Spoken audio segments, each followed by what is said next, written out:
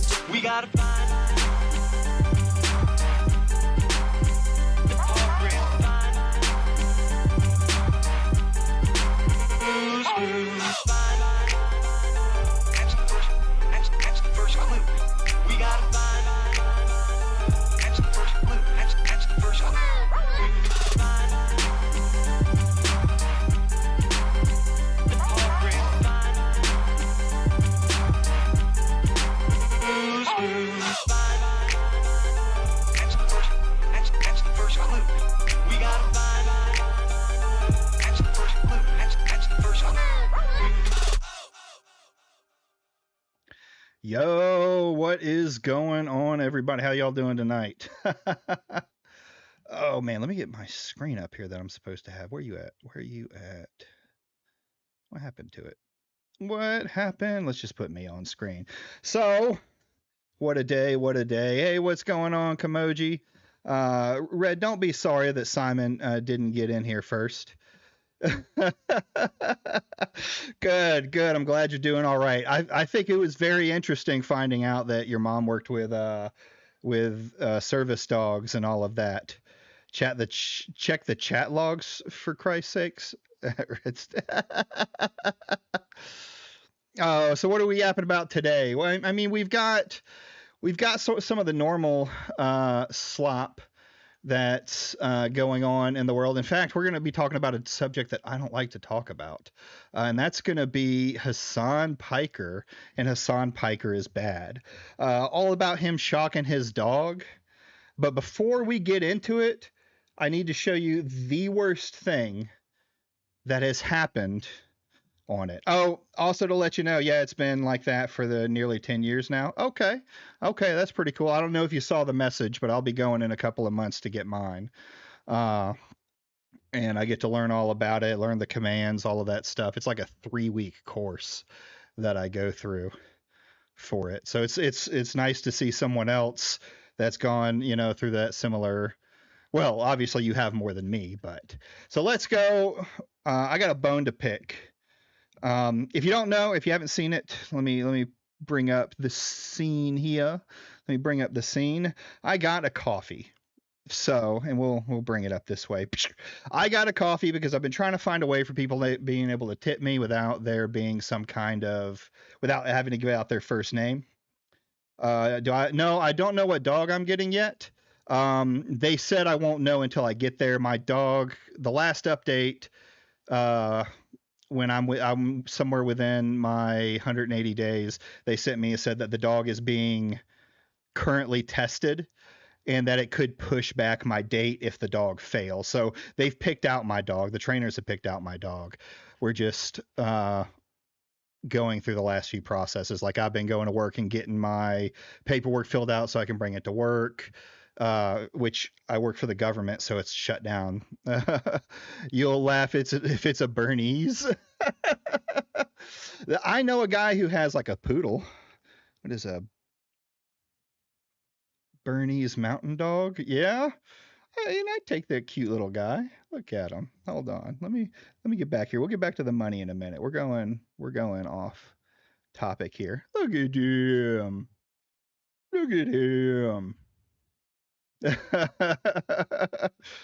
Saying that because that's the type of dog we have. Oh, okay. That would be hilarious.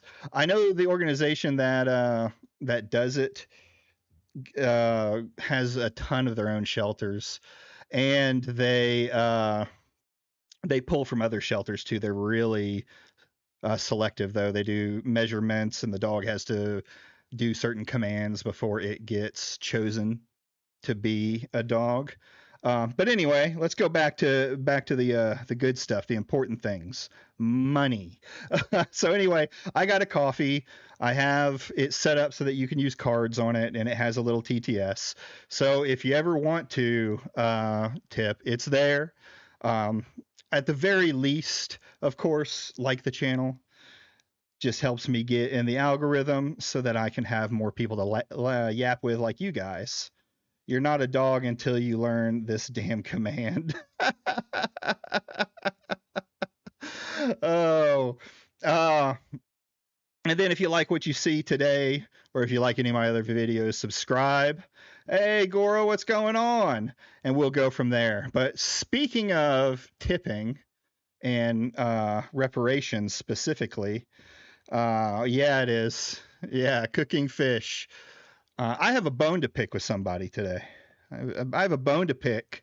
Someone has slandered me and used fake footage to make me look like they're going after him.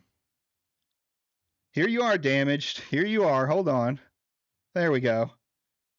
Damaged Sector has slandered me. He has edited this image because I called him a loser like he is. And he has edited an image. This image is from me talking about Smash JT. I wouldn't. This picture goes hard. And then piggies.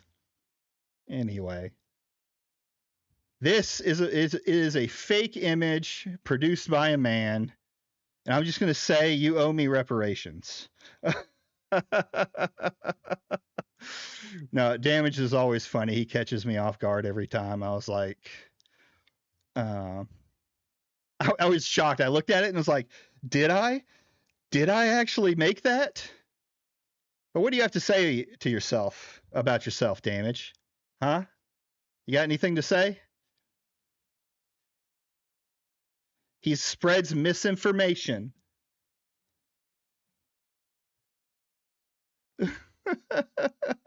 Of course, he's quiet now in the chat.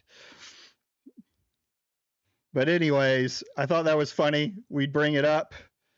But today we're going to start with, we've got some Yotei stuff to go over, mostly around this new article that's come out about it, because I went over kind of some of the other stuff last stream. I can't think of a good enough lie. That's fair. At least there's that. We're going to go over Yotei, but first we're going to go over this whole Hassan picture. And if you don't know, I have pigs. These are my two little piggies. So I did what everyone else was doing with Hassan. You know, they were showing their animals and being like, I don't shock my animals. Your chud children. Yeah, I also have two dogs. I have a Dachshund, and then I have a German Pointer. Well, she's part German Pointer, part blue tick. She's old though. She's getting past her prime. The Dachshund's old too, but they tend to, from what I understand, last a little bit longer than old hound dogs. But yeah, those are my babies. She's actually the bigger one now. This is Fern right here. Yeah, we are kind of. I also have two cats. My kids talked me into rescuing two cats, so I've got them, and one of them is my cat now. Like both of them want loving from me. One's my wife's cat, one's my cat. This one right here is Fern. We call her Feral Fern, and then this one is Hammy. Real name, full name, Archimedes. We love these guys. They sleep in the house. Speaking of which, Damage, did you want to come on and ask some questions about pigs before we get started? Just a little icebreaker to go off. I know you were asking at the end of the last stream, so I figured I'd hit you up at the beginning of this stream. And if anyone has any questions about pigs, we can talk about it. Because I love my piggy pigs, and I've learned a lot. I don't even remember what I was going to ask. That's fair. If something comes up, let me know. Onward to the slop. I usually stay away from Hassan Bad, Ethan Klein, all of that stuff. Like I used to watch a lot of Nicholas Diorio, but lately that's the only content that he does, and I just can't be bothered to watch the shitstorm. It's not even a shitstorm. It's just fucking lame ass drama of people always trying to go after Hassan Piker. I don't like Hassan. I think he says a bunch of crazy fucking shit sometimes. But happy Mr. Chubbs won. We need to win tomorrow. I hope the Phillies can win. I'm not much of a sports guy. But the Cubs. Did you ever feed your piggies man flesh? Not yet. We'll say they're still young. There's still time. The engagement is collapsing though. If you look at Tectone, legit, everyone stopped caring when it became way too unsure. Yeah, and that's the thing. When it comes to this whole debacle, there's just shit everywhere about it. And most of the time when it comes to this Hassan drama, it's nitpicking to find any reason to do it. But let's go ahead and watch the video of Hassan brutally shocking his dog live in front of everybody. Of all of America's much more consequential violence, okay? It's the same reason as to why America, Kaya, please just fucking go, just stop. Jesus Christ, what are you doing? You're being such a baby. It's just, you're making her stressed. She just literally is so incredibly spoiled from my mom. No, she doesn't want to come over here to see what's up. She just wants to fucking roam the house because she got to roam the house when I was gone. And she needs to literally have the same structured, regimented.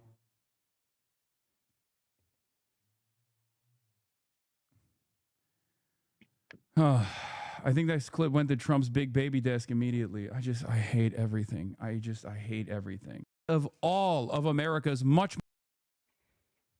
Yeah. So, yeah, I agree, Grizzle. He was like, you can see he was stressed out before. I don't see anything like, let's go back to the actual shock, right? Why America, Kaya, please just fucking go. Just stop. Jesus Christ, what are you doing? You know, I can see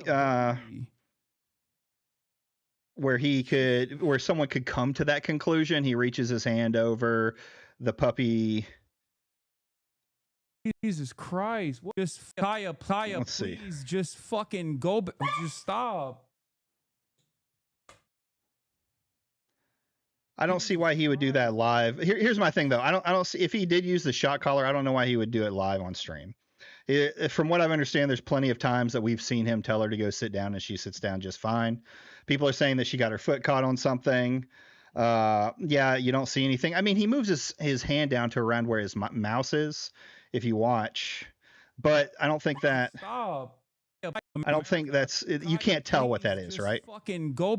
Just stop. See, he reaches, but he's also, if you look, shocked when she jumps. Just fucking go. Just stop. Like he looks back when she yelps, and I don't know.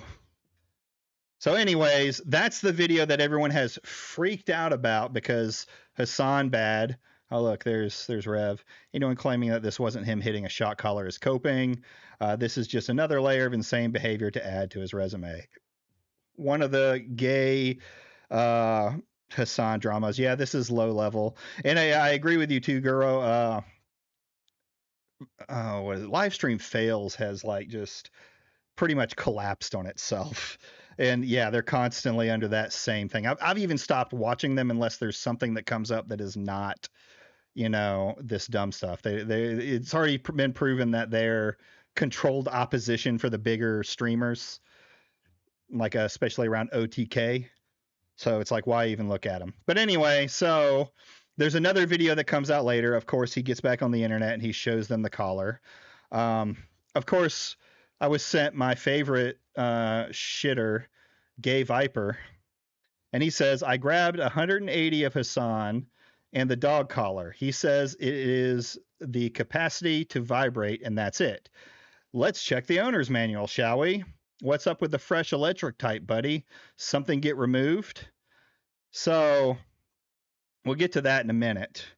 So he's basically saying here's another thing about, you see a lot of this with Gay Viper. He never links any evidence. Not once does he, oh, look, he checked the manual. I've already proved him wrong, and it was thanks to Nick Andros.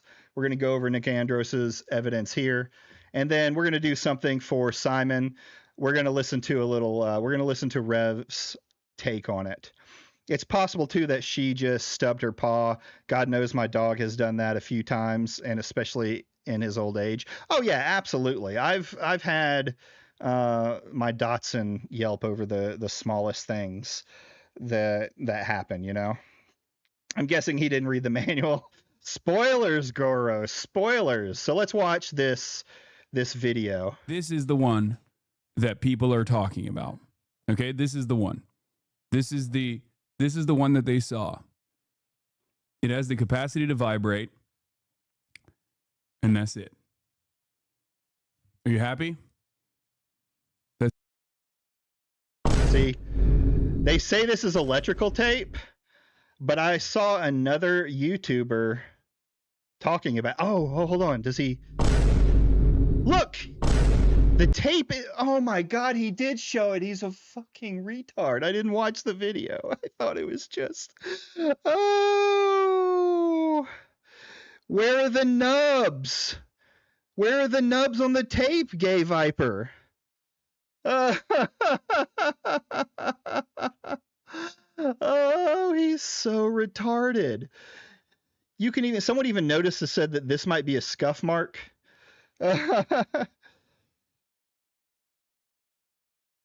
Yeah, he takes it a little too extreme. I don't agree with his politics on any frame or sort, but I also don't believe in just flat out lying about people. It has the capacity to vibrate, and that's it. No, Dark. Did I put Dark Viper in the title? No, Hassan.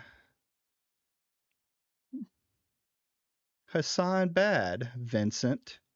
Hassan Bad. No, I did Hassan Bad. You're making me question things. Yeah, you did. This person Son of a bitch. Abusive. If they only saw that clip, it doesn't matter. And all right. So anyway, this is him, I guess, looking at the manual and clearly, look. He showed the manual. Here is this. Where did he do the manual? Okay. Do you see these right here?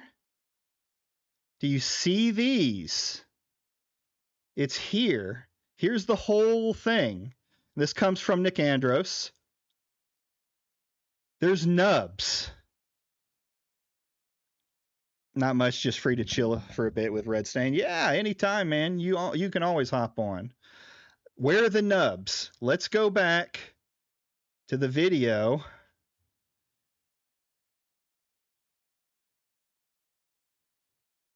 Where are the fucking nubs here? You should be like, you're not just going to tape over that and not see the nubs. Like, he was holding it as his hand. You can see it at different angles. Like, look at it here. That doesn't even look like tape. You could say it because of this section right here, but that could be light or it could be scar marks. I'm doing insane shit analysis, but this does not look like this. I'm sorry. And where I found my information for it was from Nick Andros. If you like hating on Nux, Nick Andros is #1 Nux and Mutahar hater, and he always brings good information.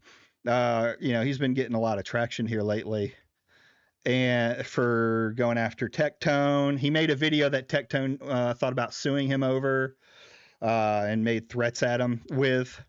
He made a couple of Tectone videos. He made the first Tectone video. Tectone threatened him, and then he made a second video. So he came into his piece, and he saw the removable shock prongs on this model. So here's the model. See how long those are? Indicates green with normal, red with simulation. Here's the non-shock version. You see how it's flat? Suing people over videos again, man. YouTube lawsuits are undefended. Yeah, it's been well. There's been this trend lately. Like we used to have where Ethan, went to and protected the rights of gamers for reaction content and stuff like that. But now the exact same guy is suing a bunch of people over reactionary content. Undefeated, yeah. And now everyone and their mama is deciding to make claims. I don't need to do it like that because y'all can only see half. Boop. So yeah. This is the flat one right here. You can see these little, here's the prongs. These things are about half the size of the prongs. So you're looking at there, right? There's no way that the tape is covering up those prongs. I'm sorry. Now, the rest of this is gay, this back and forth. You can even see it here. There's no prongs being covered up.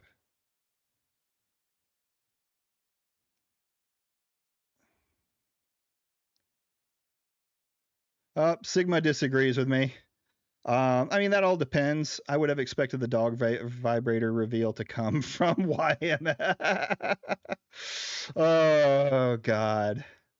But yeah, Sigma, I disagree with you. Well, maybe. Not everyone, though. Not everyone, though, when it comes to their animals has the same overly I guess overly mommy daddy syndrome over dogs. Like I love my dogs and I pet my dogs and I play with my dogs and I hold my dogs. But I also get annoyed at my dogs, and sometimes like my what is her my German pointer lady she is an up in your face dog. She wants attention all the time, and she'll literally like put her head down in front of you and then crawl up into your lap. And a lot of times I'm good with that. A lot of times I'm fine with it, but there's just times that I'm not, right? Times that I am not. Oh, yeah, I saw this one too. Oh, hold on. Let's put this up here. Nick M. Draco. Oh, yeah, that's an even better version looking at it. So you can see he's saying that that's that. I mean, it's not 100% right, but this is the prongs right here. Like you're not hiding that with tape. You're just not. I'm sorry. Unless he cut them off before he got on stream, right?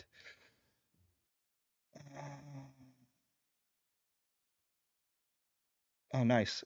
I like the girlfriend picture of your dog. That's pretty cool. It's pretty cool. Check your reply. Oh, God.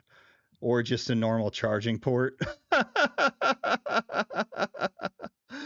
Oh, God. Oh, I see what he's trying to say is that this is where the charging port is. So it has to be this one. But is this with the prongs on? Like, can I look at? I can't, of course. Like, is this one with the prongs off or the prongs on?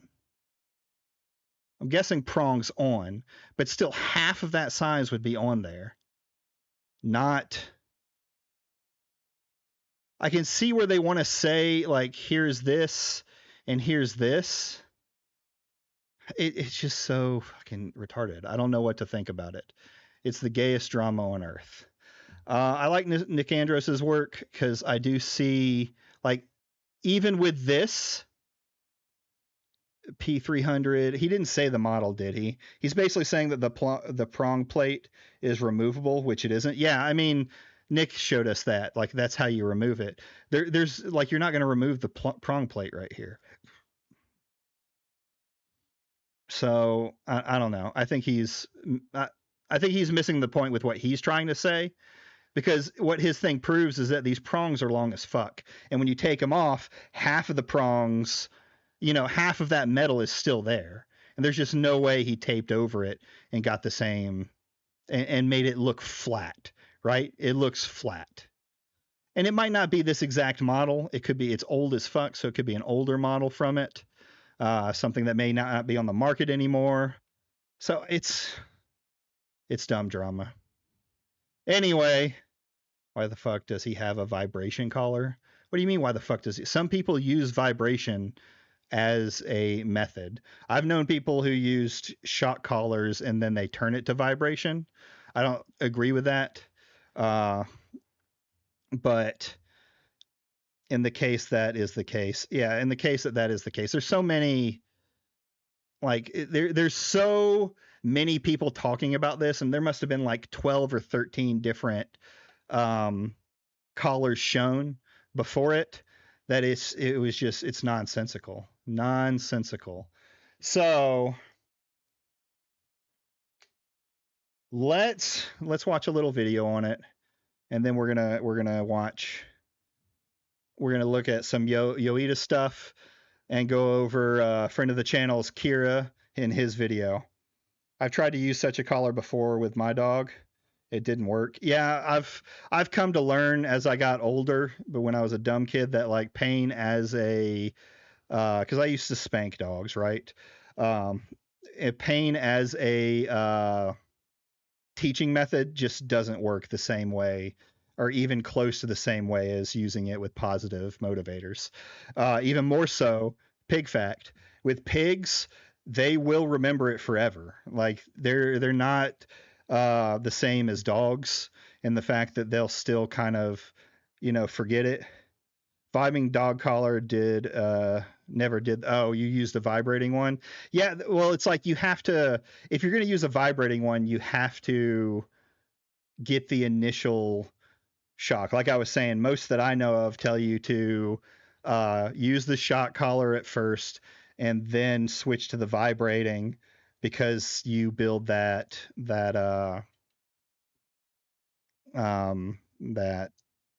whatever it's called, learning environment. But like I said, with pigs, well, one, you can't put a shock collar on a pig. You can't put anything around a pig's throat. They will suffocate one way or the other. If you're going to walk your pig, you have to get a full body harness. Wargaming Dad almost got a little dirty. So yeah, you have to, like, so with pigs, what you have to do is there's positive reinforcement, but you also have to make them understand that you're the boss. But you can't do that with pain. They can become more aggressive more often with pain. They will fight back.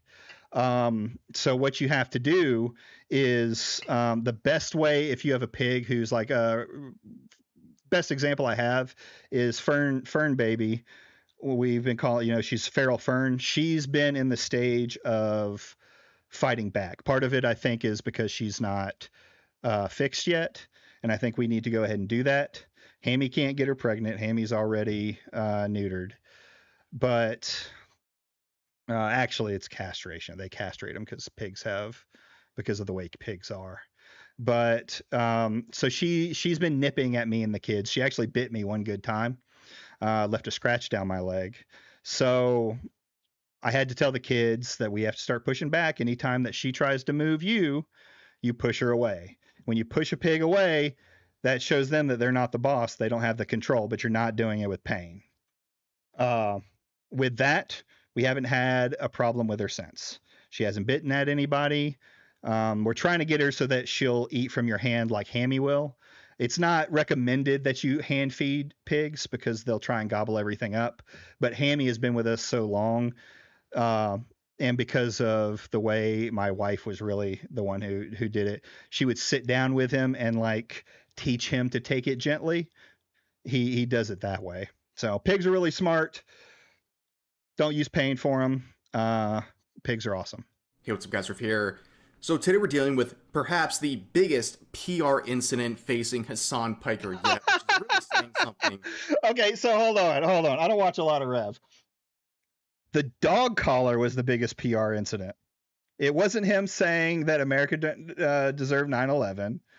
It wasn't him saying that October 7th was well, he didn't really say it was a good thing that I remember, but that it was like deserved, or it was a rebel uprising and things like that.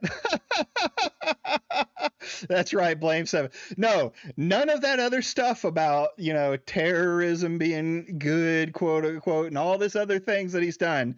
This is the worst one. And why does he have to have communism is bad up here? Like, thanks, bro. Thanks.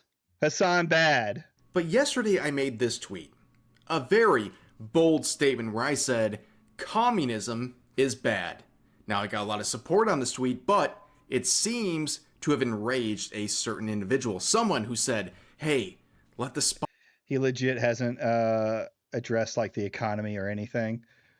spotlight be on me. Like I said, man, this guy is just reaching and just hating to hate because the rent is due. Oh yeah, I absolutely. Anyone who is jumping in on the Hassan, Ethan, drama stuff are doing it for the clicks. They don't care about any of the stuff around the politics.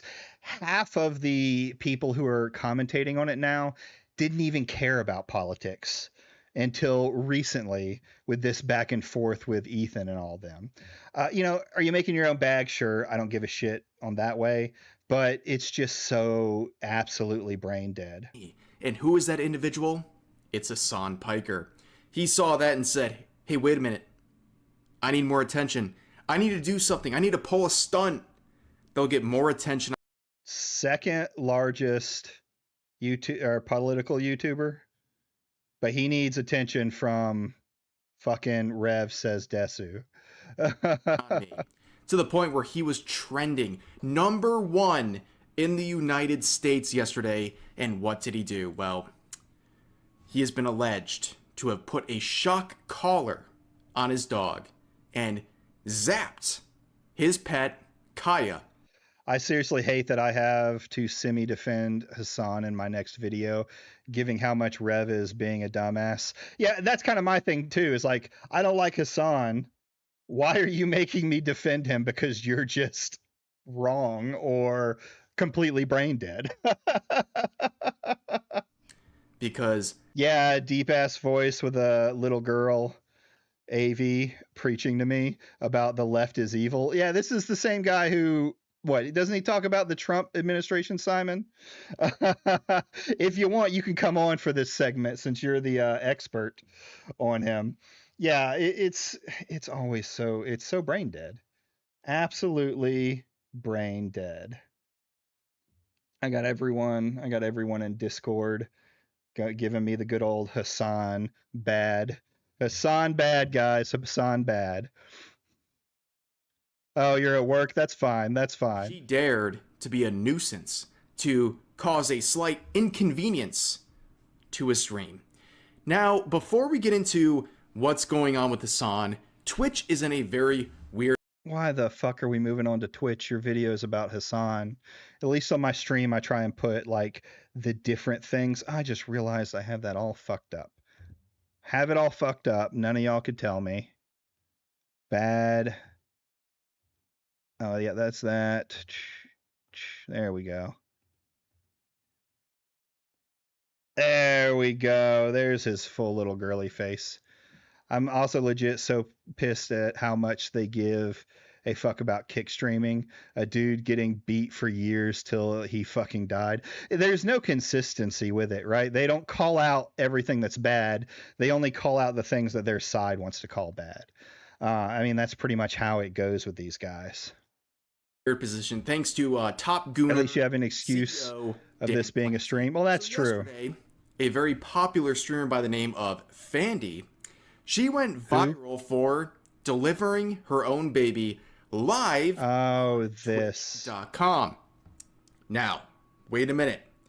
There is a chance that doing something like this could be tasteful and also educational. It could happen.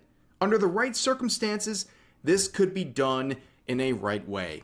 Oh, what you hear right before you probably going to hear the dumbest thing you've ever heard in your life. It wasn't. And Dan Clancy was right in the chat, wishing her the best of luck. How convenient and good for him. But unfortunately, this woman who was posting her birth and streaming it live on Twitch for ad revenue, she was also, as you can see down here in the bottom left, promoting her fansly during this event.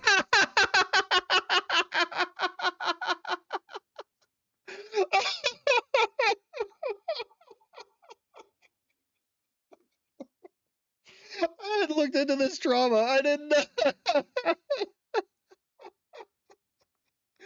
Oh.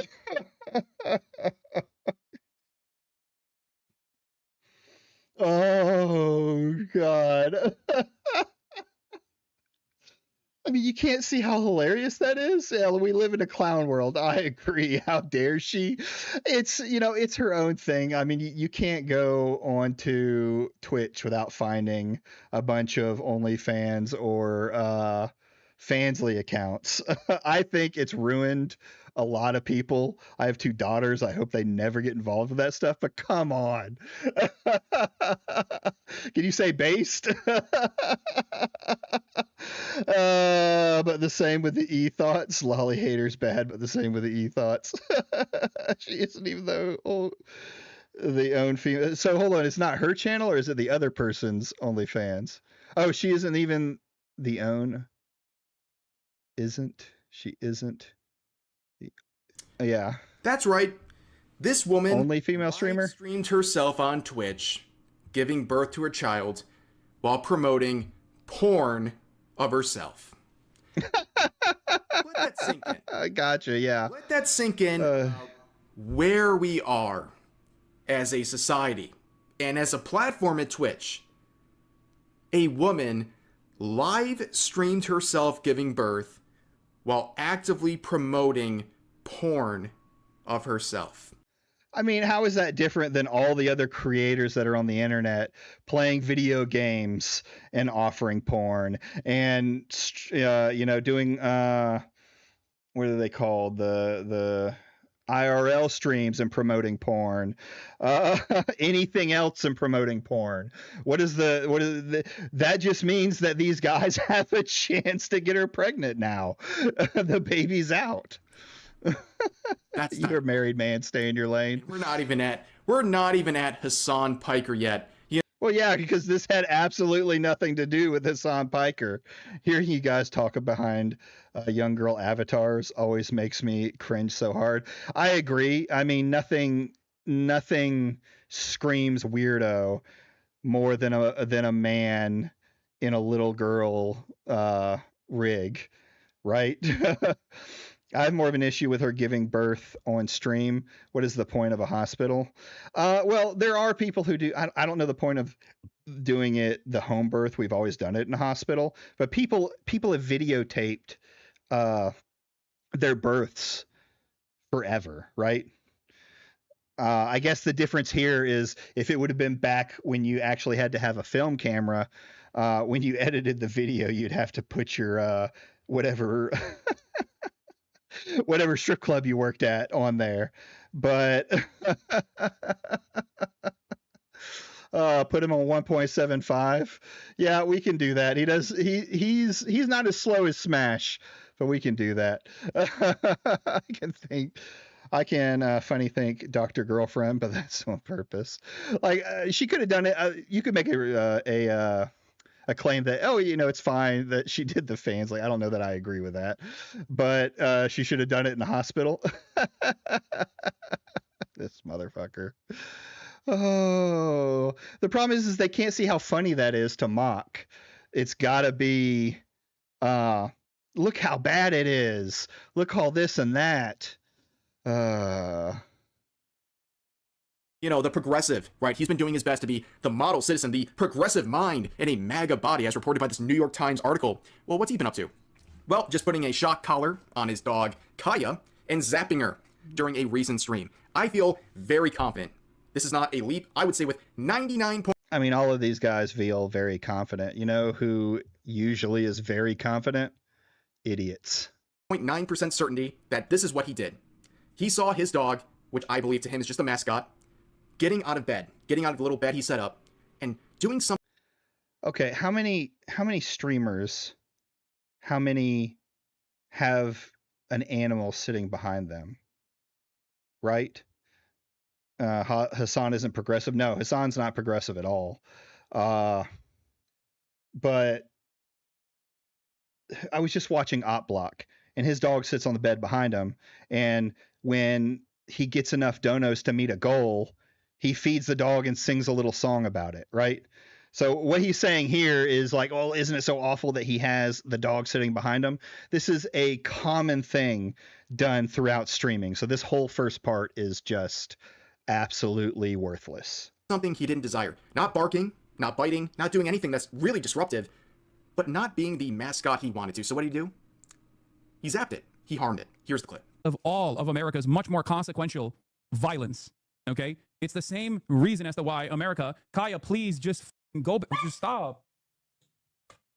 Yeah, this isn't like that crazy girl throwing her cat over a chair or having it drink alcohol. Right. This is barely anything. You can't tell what happened. You can't prove that it was a shot collar or not a shot collar at this point. But it was like a little yelp. The dog sat down. It looks like he could have hurt his foot. Maybe it was a shot collar. I'm leaning more towards the dog stepped on something and hurt itself, but who knows? Jesus Christ, what are you doing? You're being such a baby. And yes, I have been this frustrated at my animals before. Everyone has. If you say you haven't been frustrated at your animal, you're a liar. So it just goes to show how dishonest Rev has grown over the years for clicks and views. Yeah, it's pretty easy to see on this side. Him, Nuxtaku, Tectone. A lot of these guys have all dipped into the same drama just because it gets clipped. Well, Tectone has quote unquote dipped out, kind of, but It's just you're making her stressed. She just literally is so incredibly spoiled from my mom. No, she doesn't want to come over here to see what's up. She just wants to roam the house because she got to roam the house when I was gone. And she needs to literally have the same structured, regimented.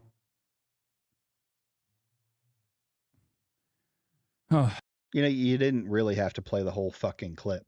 You could have played that part and then, like, what is this afterwards, right? I think that clip went to Trump's big baby desk immediately. I hate everything. So I will say this, and trust me, I'm not lying. I wanted to give Hassan Piker the greatest benefit of the doubt. Now that is the biggest BS that I've ever heard.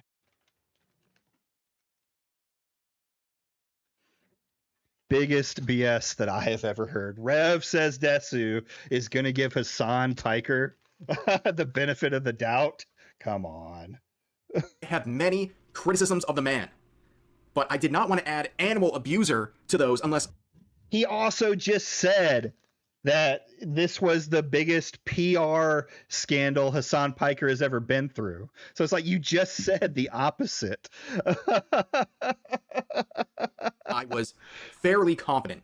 But looking at that clip, the fact that he looked off screen, reached for something with his hand, and then when he seemingly pressed something, all of a sudden his dog Kaya yelps in pain when he was feeling slightly annoyed by it, it just seems really obvious that there is a 99.9% probability that he was using.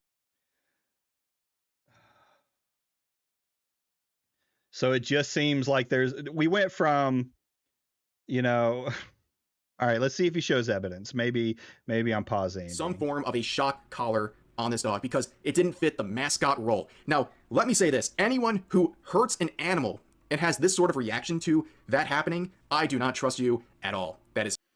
This is such fucking, like, this is just moral frogging for the sake of it. You love animals, right? I love animals too. Now, will anyone report this to the cops? What is your over and under on this war?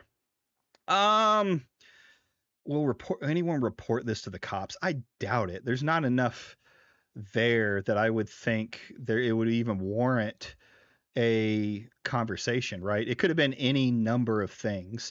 And even then, we're in the United States. Grizzle, I think, said it already. You may have even said it as well. Shock collars are completely legal in the vast majority of the United States. So even if he was using a shock collar, I'm sorry, it's legal. It's not, you might not consider it ethical. I don't really consider it ethical, but there's nothing to call the cops over. So, I mean, that's my view on it. Could someone call the cops? Probably, but I don't think we'll ever hear about it because I don't think it'll go anywhere. It's sociopathic. It's weird. And I would say a fitting unless they bring him into Congress and then Congress brings it up. That would probably happen. Punishment for Hassan would be to put a shock collar on him, but he would probably like that. Now, Hassan always... Oh, no. Judge me by my enemies. Oh, that's no. in reference to... I don't need a Nux reference too. People like Nux Taku and many others. He says, judge me by my enemies. Well, judge me, Rev, by my enemies. They're animal abusers. And we're not even talking about the terrorist sympathizing, the calls to... They're animal abusers. Who is they? Violence and all the horrible things Hassan has done. Maybe this is a time where Hassan's sycophants can wake up. But of course, Mr. Hassan has answers for this, where clearly there is some type of a blinking collar on his dog that sits next to him, by the way, for 8... So they were already wrong about this. The white dot is not a blinking collar. It's one of those little discs that you can track with iPad. Like, that was already proven wrong. So they weren't right. Now they try and say this one over here, I guess, or the little one, maybe. And you could see a light in the video. So it was clearly some kind of electronic collar.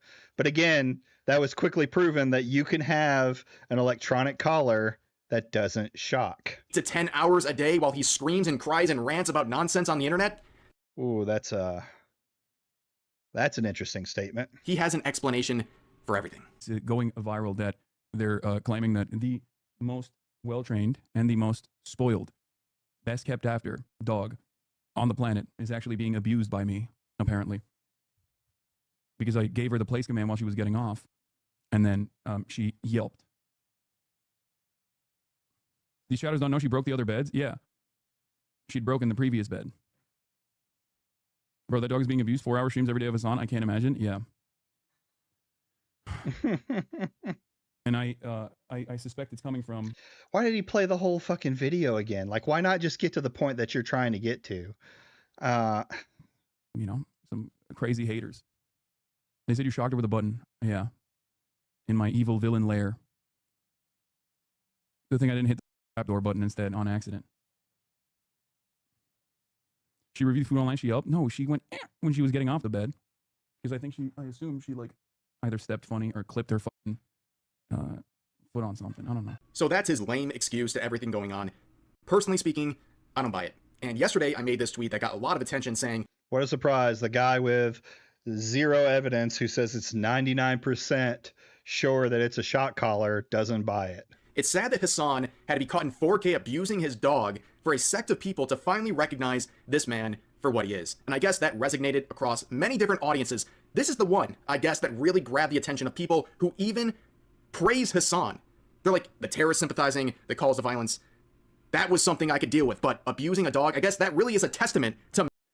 Okay, where are all these people? Like, it's been incredibly conflicted online with people. Like, I haven't seen a bunch of people saying, you know, Hassan bad suddenly because of dogs that were Hassan, you know, shills. It's been the same people that hate Hassan. That's all it ever is the same people that hate Hassan. Man's best friend. When you abuse man's best friend, all of a sudden you get everyone calling you out.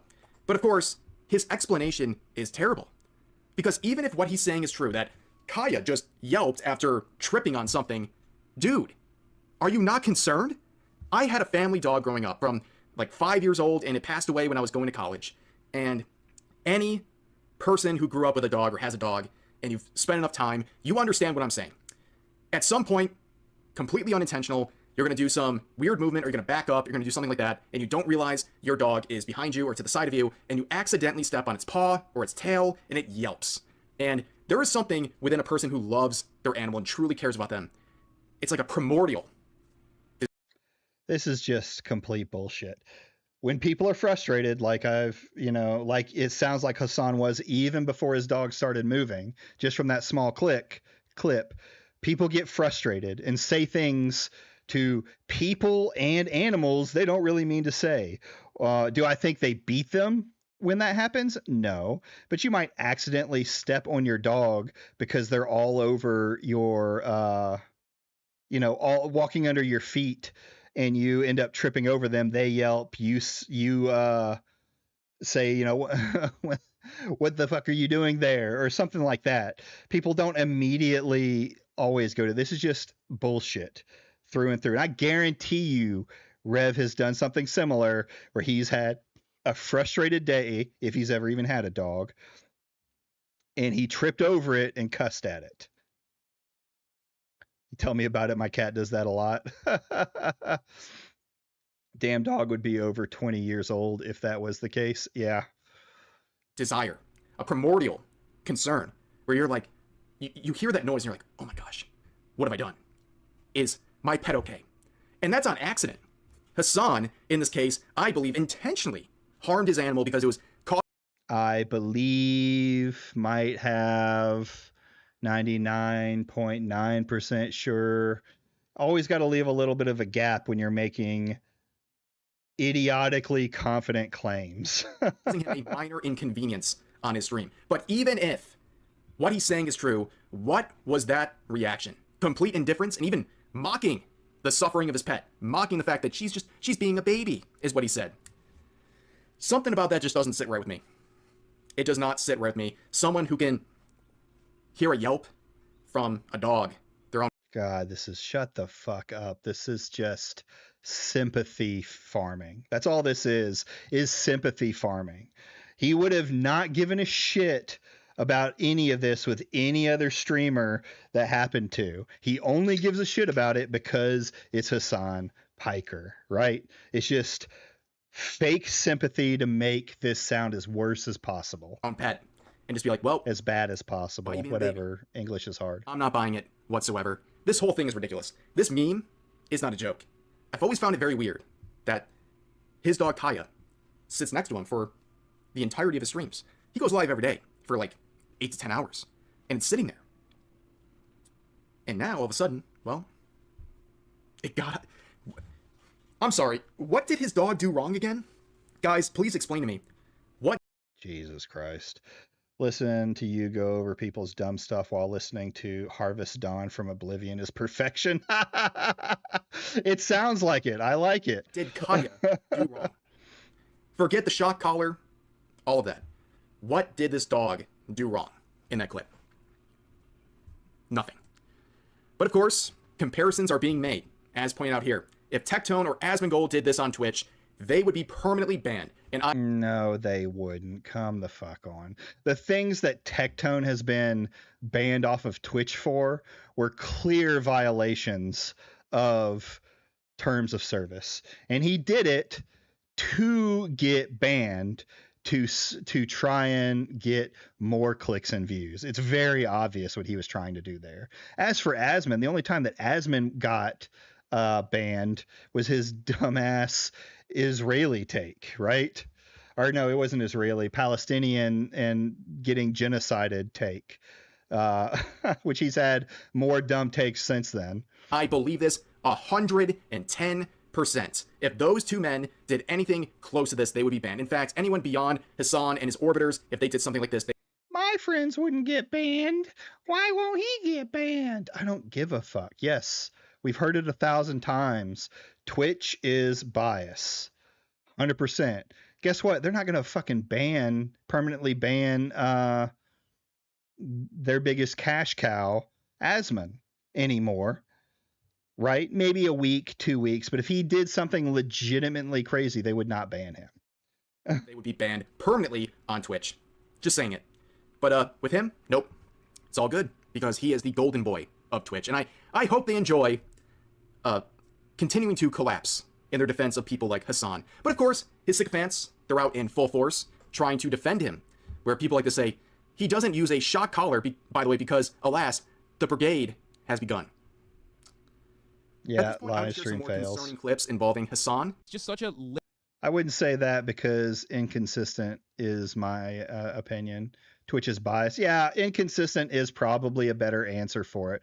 They are pretty inconsistent because when it comes down to smaller streamers, they will catch bans regularly. Once you start getting up to the big boys, though, who make the money, the bans are not as prevalent, right? Even when they say crazy shit. lib ass like, oh dude, please don't get a Frenchie. I just wrote a Vox article talking about how problematic they are. Like, I don't give a I know they have breathing problems. I know they're incredibly Yeah, I don't think anyone likes how the bans work. I know. I don't care. Like, I don't give a shit. This is a dog. Well, despite everything we just saw in all the relevant clips and the concerning developments involving Hassan and his dog, Kaya, Anissa Joma, iDubbbz' wife, she is coming to Hassan's defense because, well... We even got fucking Anissa. Come on. Of course she is. So she says that It's the same drama looped over and over and over again. Holy fuck. How do you do this, Simon? They hate Twitch so much. Why do they even stay? Because the money is good. You think Tectone? I mean, right now he's not streaming. But do you think he wanted to just drop Twitch, that he ever would have dropped Twitch for banning him? No. Too much money in that. this in a tweet. I'm a big dog advocate. Love training dogs with positive reinforcement, as you can tell with Merlin and Fiona on Ian streams. I've met Kaya. I saw Kaya while Hassan was streaming. She never had a shock collar on. She was good at her place command, but that's very easily accomplished with positive reinforcement. I would be very surprised if this was actually Kaya reacting to a shock collar.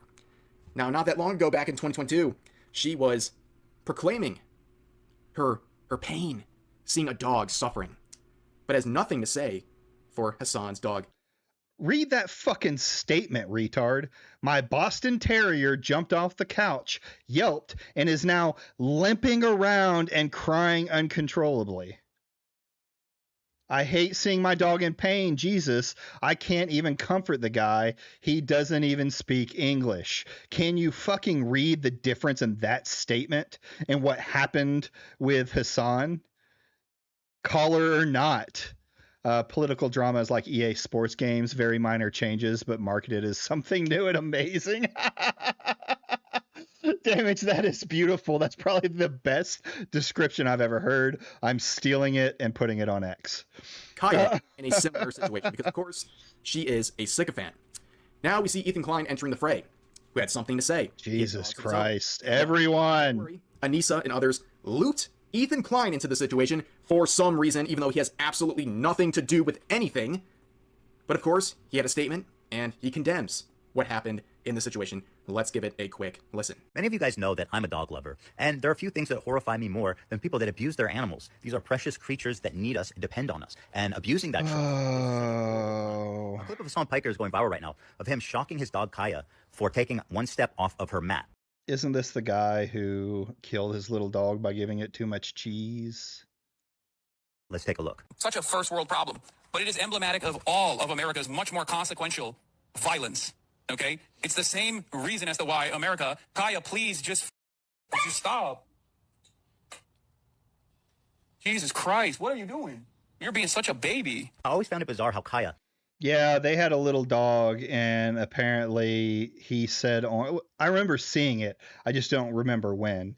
He said that their dog had gotten sick and died, and then he admitted it was because he was giving the dog cheese as like a little treat. But they were giving too much cheese to him, and little dogs can't handle cheese like that, and it killed him. who's this young, energetic puppy, stayed in 1 square foot of Hassan's room, right in sight of camera, almost like just a prop in his room. Well, now we know why. He's using extreme austerity measures to shock and abuse his animal and then blaming her. He looks like he's on fucking coke. Like, does he look like he's on coke? Room right in sight of Look camera, at that jaw movement in his room. Well, now we know why. He's using extreme austerity measures to shock and abuse his animal and then blaming her, getting mad at her for him hurting her. There's further evidence from a recent broadcast. And now it's mainstream. I love her. I think her collar's too tight. Well, it's a. Here we go. You have to be able to get 2 fingers, and I couldn't even get one. I think you're choking her. She's like, it's a lot of neck meat. This woman on Hassan's stream was concerned enough that, she had to say something. She just mentioned that, right? Okay, sure, that happens. I thought I wasn't the only one. He seems like to be on some kind of drugs. I know he has Tourette's, right? But the wide eyes, I'm not going to say he is, right? There's no definition, but I've done some coke before, and I felt similar jaw movements. Live. I'm sure that was the last thing she wanted to do was humiliate him on his own stream, but she was that worried. She couldn't even fit a single finger under her collar. And you get the sense that he was about to say, it's a shock collar. He says, it's a ... and then he doesn't finish the sentence. As I'm sure Hassan will try to deny using a shock collar, here's a clip of him admitting he owns one. My old roommate wanted to use a shock collar for Fish and his dogs. For Fish and his dogs barking. I couldn't do it. I have it still. I bought it. With all that evidence and more coming out, it's pretty hard to deny that Hassan has been abusing his dog for the absolutely vain project of just sitting there in frame for 9 hours straight every day. Terrible. So Ethan brought up even more examples of Hassan being presented with concerns about how he's treating his own dog. And, well, he didn't care. Okay. It seems silly. People do it all the time, so it can happen that he would admit to buying the shock collar and then, or to not using it. I could very much believe, like, this is the credit that I could give to him. I could actually believe, kind of like the way Vincent was talking, that he used the shock collar first and then he moved to the non-shock collar. That's a believable story. But even then, to me, there's not enough proof. The only thing that I can save Hassan now is Destiny, screwing up big time. I'm surprised Destiny hasn't weighed in on this, but I don't really watch any of his content about these situations. But of course, some people are continuing to defend Hassan. But of course, even more stuff starts to come up, including this photo where he is using an inverted spiked collar on his dog. This is old though. Very interesting. This. Yeah, I mean, I can say that's bad. That's a young Hassan though. When was this? He even used an inverted collar before on a different dog. A total piece of shit. Yeah, I would say if he's using a reverse collar, that is something that I could say is bad. This guy seems to have no concern about the safety of his dog, and a lot of people are not happy, and rightfully so. Here's another example of someone who is... Oh, Jesus fucking Christ, Tectone. Hassan broke the law on stream again. Fetal animal abuse, inappropriate use. Okay. Tectone's already fucking wrong here if this is what the code says. California Penal Code Section 597, animal abuse. Inappropriate use / abuse of a shock collar falls under this and many other municipalities ban their use. It says the... Oh, no. It says the inappropriate use or abuse. Do you have it where his specific municipality says that they're banned altogether?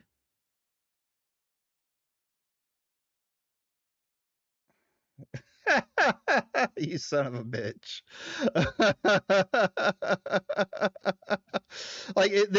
He's just already in this statement, he's wrong. Would you consider what Hassan Piker did as abuse? Was he over shocking him?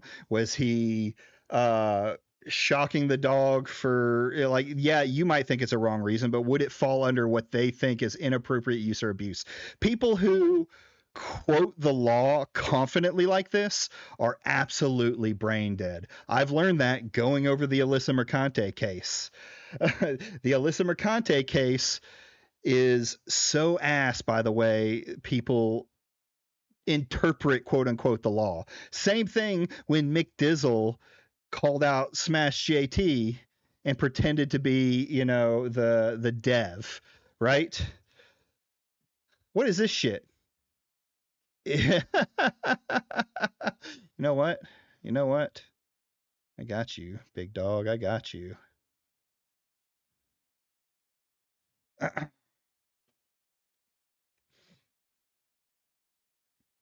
I'll write it over here.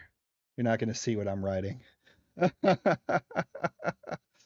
So, I mean, here he's already wrong. They're just trying to take a law to say, look, Hassan's doing illegal acts. Tectone is a fucking moron. Raising concerns, including Tectone, who says this: Hassan broke the law again on stream. California Penal Code Section 597, animal abuse. Inappropriate use / abuse of a shock collar falls under this, and many municipalities ban their use. He will not be banned. His audience will tell you this is a good thing he did. Hassan will tell you it's out of context and continue to cry about why no one likes him. Twitch is a garbage platform for not taking action again. He's right. He will not be banned. Like I said earlier, if this was Tectone or Asmongold, he would be banned 100%. But of course, he is Hassan, and this is Twitch. And, nothing's gonna happen. It's sad. But of course, today, by the way, Twitch is before Congress. Does Dan Clancy show up? I don't know. I don't know at the time of this recording if he actually showed up. He was not required to show up to Congress, but he was invited as the CEO of the platform to talk about many issues involving social media platforms, including the radicalization of people, but we will see about that. But that's a good thing that they're mentioning, is, this thing about forcing these platforms to come talk about social media. Everyone's posting that it's like the government's going to put them in check, which is also the most government shill cucked behavior I've ever seen. And is un-American to the thought. Isn't the government closed though? Yes. They've basically said they didn't even have a schedule ready for it, even though they had a date set. So yeah. Now, certain people like Congress and stuff like that are technically still working.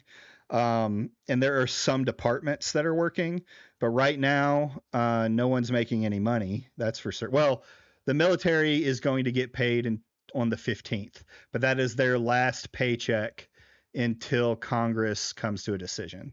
The civilians are just without pay until Congress comes up. What is Clancy going to even say? I don't know. I don't know what they're going to get him to do. Like, what are they going to get him to say? That there's crazy people online? Yeah, sorry, free speech. Go find the crazy people. It's not the fault of the platform when they do whatever they do to monitor, right? But of course, Legal Mindset, an actual attorney, would weigh in saying, take action, contact Los Angeles Animal Services at the below phone or mail. Hey, look, Legal Mindset, the worst lawyer in fucking history. The lawyer who is so shitty at law, he had to move to fucking North Korea to start over, is putting the phone number up for animal services. In you called it, Simon. You fucking called it. Legal Mindset is... I already have a big problem with law tubers. I don't have a big problem. I don't generally like law tubers because they're just as audience cucked as the rest of the internet. And they're also super biased when it comes to court cases. So you never know what you're going to get. Like, there's very few I've seen go against other people. Like what was the one? The drunk guy who had cocaine in his kid's house. Rekieta just shows that all the lawyers were willing to really just go up and defend him over nothing, right? Without the full amount of proof. Informing them that Hassan Piker is likely in violation of... I don't even like Legal Eagle. Legal Eagle is so fucking cucked to the left that he... It's just hard to believe anything that he says, right? Leon Finch, I've never heard of, though. Maybe I'll have to check him out. California Penal Code Section 597 PC 597. Yeah, he did get off for it. Maliciously or intentionally causing... I hate to tell you, lawyers usually get off with it. We had a lawyer in my town who had billboards all over the town. Drunk drivers don't like, in his name and his picture up there. Well, he caught a DUI. And because he's a lawyer, he knew all he had to do was just not take the breathalyzer test, and they'll suspend his license for like 60 days or something like that, 60 or 90 days, and then he wouldn't have a DUI on his record. Lawyers will get out of it. Unjustifiable pain or suffering to any animal. And a lot of people feel very strongly about that point. Guys, this is horrible. Jesus Christ, you're a moral frog. Let me just take a second, guys. You're also an F-slur. And say, how did we get here? Seriously, how did we get here? Yes, I'm questioning my life. How the fuck did I get here watching Rev be a complete fucking moron? My life is a waste. Where someone can do something like this live, on stream, in front of tens of thousands of people, and likely will not get any punishment, both legally and on the platform of... Jesus, they always moral frog over legal, and like I've already said, there's no way they know the legal ramifications of this. I get your issue with legal YouTubers, and there is an audience capture nonsense. You also have some that act very childish, and they think they are right because they are a lawyer. Yeah. There's a lot of them. Like, there's lawyers that specifically do things for clout, and I think the vast majority of them tend to move towards the online side, right? Twitch. The favoritism, we know it. We understand it. But I think there's something different about this.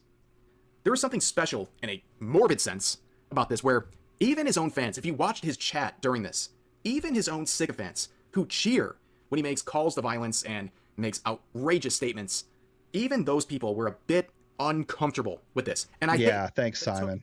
Potential animal abuse for some of these people to wake up. Oh, no one's woken up. They all think you're still a fucking moron. The people who hate both of you still think you're both morons. This is just, it's moral frogging for no other sense of the word. You're just trying to make a moral argument on how bad everything is. Source Rev. Yeah. Source, I made it the fuck up. Why does everyone want to have their moral high ground nowadays? Because it gets clicks. I mean, listening, Opblock asked an interesting question on stream where he said, like, why is it every time a game comes up, it's all about woke this and woke that? What happened to the days where we just talked about the game and the reviews and things like that? And his answer was just simple and right, because those ones just talking about games don't make money. The drama stuff does, and that's the way it is. So that, anyway, that's Rev, says Desu. He gives me a headache worse than Smash. So we're gonna do a little in-betweener, a little palate cleanser, as some would say, and bring up friend of the channel, a video that I meant to watch last night and had in my damn, words are hard. In my title. Why can't I think of the word title? Man, I wish we could go back to the time and stop COVID from ever happening. Yeah, for the insane shit that's happened on both sides.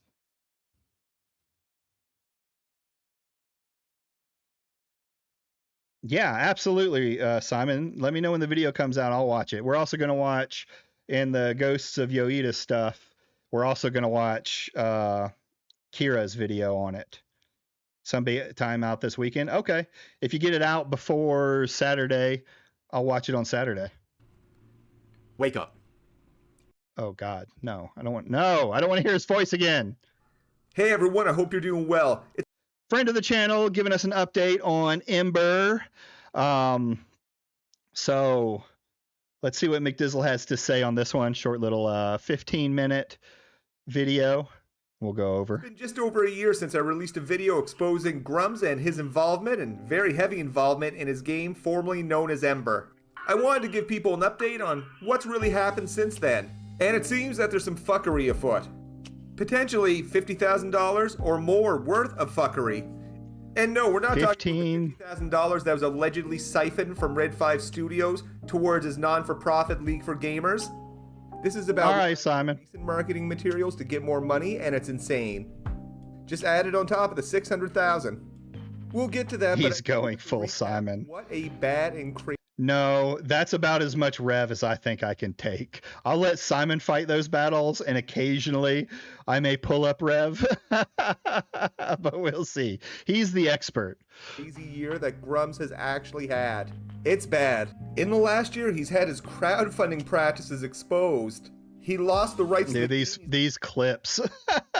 been working on for almost a decade to a rival developer named Comes, who released an actual game called Ember about a guy named Mark getting caught. That was so funny. And someone named Lady Concord.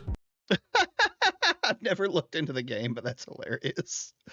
Oh. And he actually lost the battle with Steam to reclaim the name to his game. Well, rumor had it that he was going to go with Gate Striders after that, and Comes took that too, and it's kind of fun. His mortal enemy Ubisoft knows about Ember. So Combs has been able to make 2 video games before Grums could even get his out. And what are we at, like 7 years now? Burned him on social media when he was trashing Assassin's Creed Shadow with simply, our game is out. Well, that's embarrassing. It gets worse. He got outed as the creator and producer of adult catfight content. And if you were a lesbian catfight fan in the mid to late... Only Grums. Mark is definitely a bitter person. Yeah, I've said it a million times, man. He doesn't have any connection in the gaming industry anymore. I just don't believe it. He's ostracized from the way he was back then. I mean, there it is right in front of you. The Firefall bus. You know, that's his legacy, per se, because it's not the scam that is Ember, right? Well, not Ember anymore, but you get what I'm saying. 2000s, Grums and his alter ego Debbie Chan may have helped bring you to completion. Isn't that a lovely thought? Fuck you, Mcdizzle.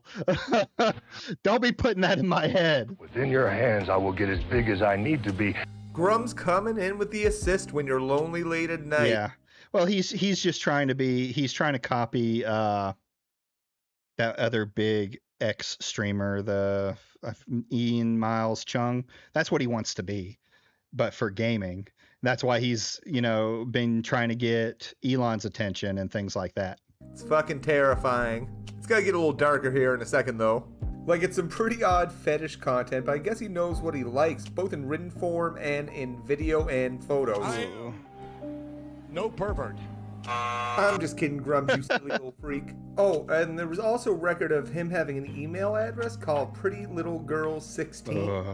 And in 2005, his Russian catfight site had to close down because of changes to U.S. law, needing age registration. Now, that doesn't mean that anything bad happened, but take what you will from that. Now, So, I know a little bit about this portion, listening to a lawyer talk about it, the lawyer who defended porn in that side. And basically what it was is the porn industry was very unregulated. Like, there wasn't any paperwork on any of the girls and things like that. So it's very easy for someone to have an underage worker and things like that. So the women kind of got together. They got with lawyers. There was a big case about it with it and free speech. And one of the laws that got put out is that all porn sites and all porn companies have to have legal paperwork for everyone that is in there. They have to document, their age and everything to prove that they're not underage.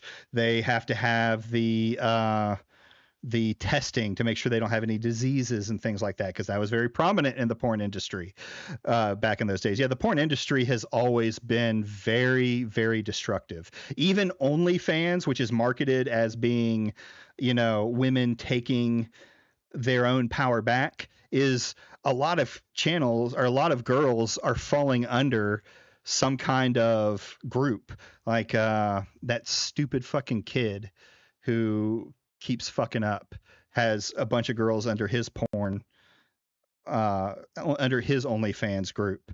It's still very much people are being abused in those systems because of the way the laws are and the way the porn industry in itself works. Don't really care that Grums was a sex worker in the broadest sense. I don't think he was in any of the films, but he produced, wrote, filmed, all that stuff. I do have a problem with the Pretty Little Girl 16.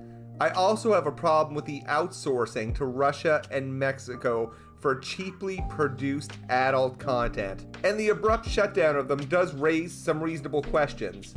But it's a weird double life to have, especially when you're the CEO of the company you founded, that company's failing, and people are complaining that you're never around. And Grums was Yeah, this is the Red 5 employee. When you boil people down, now there is one thing about this. There's no actual, I guess, proof that I've seen of it, but there are a lot of people that have come forward saying that they were, or there are a couple of people that have come forward saying that, yeah, he was bad to work for. When you boil people down to their various base personalities, you're left with a variety of adjectives that can be used to describe them: good, bad, strong, weak, smart, stupid.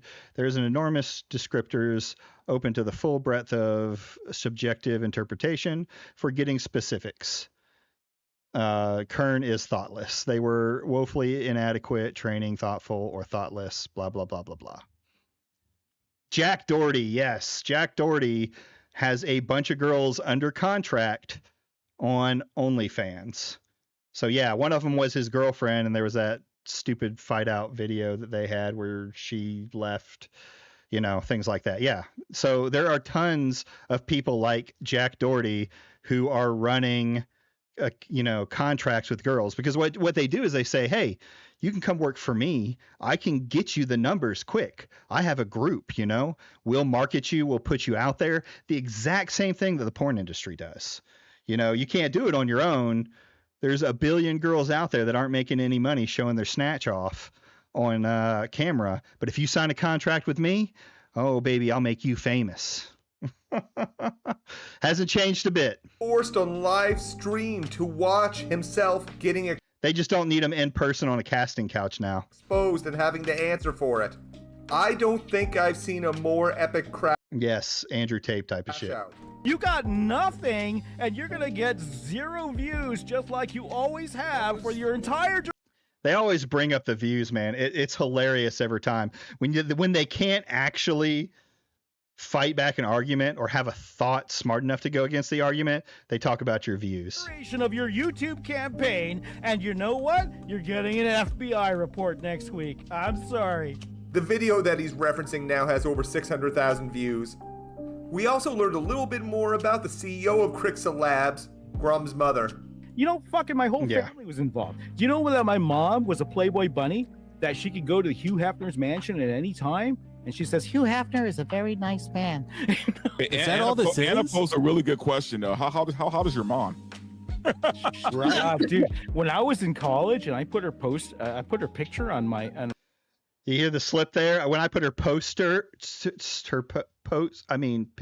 My cabinet, she looked so young, they thought it was my girlfriend, okay? Jesus, that's horrible, man. My mom is... those Asian genes. She was smoking.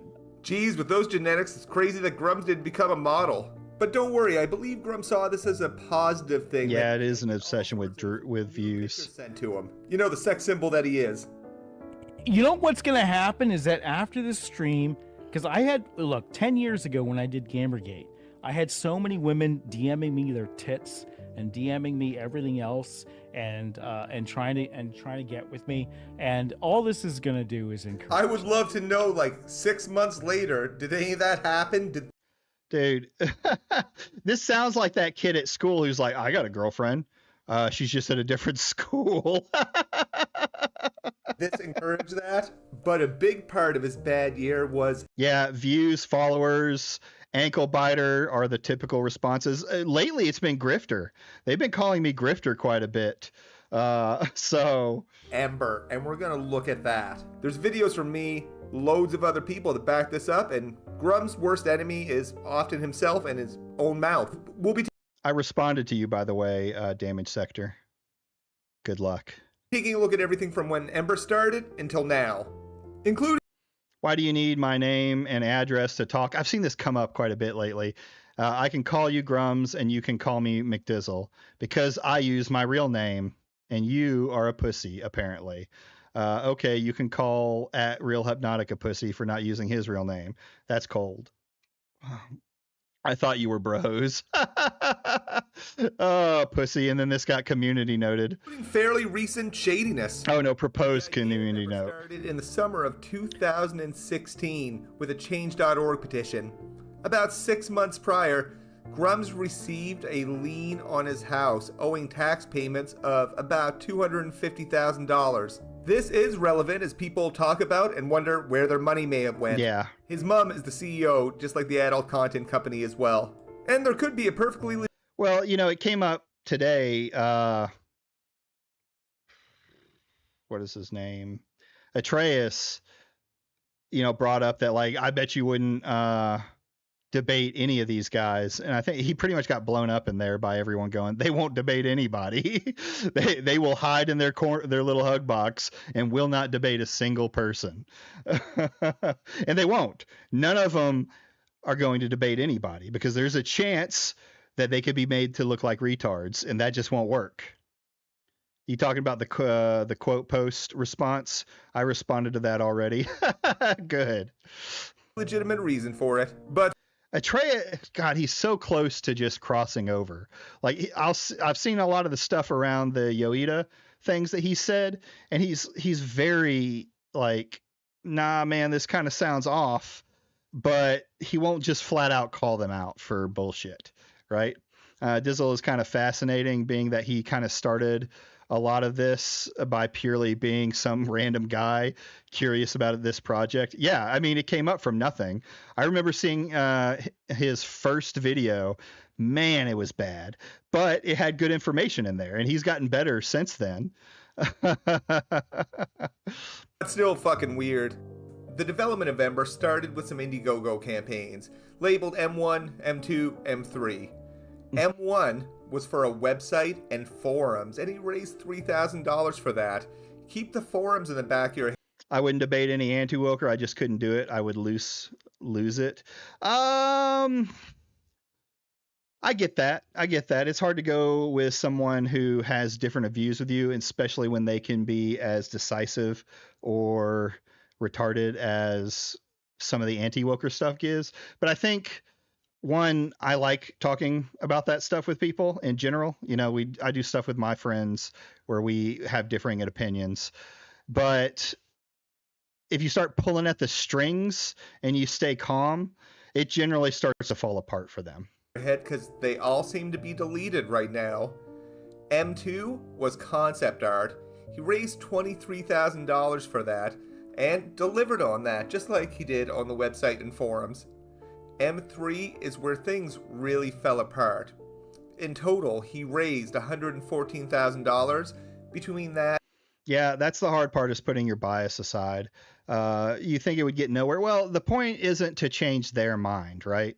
You're not going to change any of these people's minds, but you could change someone else's. It may just be one person, but if you could wake up like one person to be like, oh, there is something wrong here, let me check a little bit deeper and find out that a lot of it is bullshit, then to me that's a success, even if I never know it. It's you can't think of it like you have to completely change things. You're not going to generally. And PayPal, at least that's what it indicates in the comments. And he committed in July of 2017 that in 6 months the playable mock-up should be ready. A month or two after that, the Kickstarter. Well, that didn't happen. Now this is Damage sector giving out misinformation again. If you could wake up one person, Word Gaming Dad wants us all woke. Smash JT. The 1,800 backers have voiced dissatisfaction. You know, things get delayed, life happens, totally get that. But it's been at least 10 times the amount of crowdfunding that he's indicated, and well, over 8 years later. Dude is almost a decade late on what he considered to be a 6 to 8 month deliverable. And people trusted him because he used his name, he used himself as the creator of Firefall in order to get that funding. If he was a nobody, he wouldn't have got anything. Now, the obvious reason people supported this project because they wanted the game. And to accomplish that, he said he would have a playable mock-up in 6 to 8 months ready to go, 1 to 2 months later, a Kickstarter video ready to go, and boom, the Kickstarter. People wanted the game. But big ambitions can become reality's burden, so let's talk about what really happened. Now, that initial fundraising happened. He raised well over $100,000 between the 3 Indiegogo campaigns. In 2018, he had a I bet he's over 1 million by this point, or at least close to it. As long as he's been doing that, the little AI pictures at this point and selling them as if they're going to be in the game, I absolutely believe he's probably made over 1 million. Subscriptions, additional ways for... And he has not put in $600,000 worth of work on that game. Backers to give him money, FOMO, selling skins for a game that's not out yet, which is pretty wild. In 2009... Hey, look, it's a legally distinctly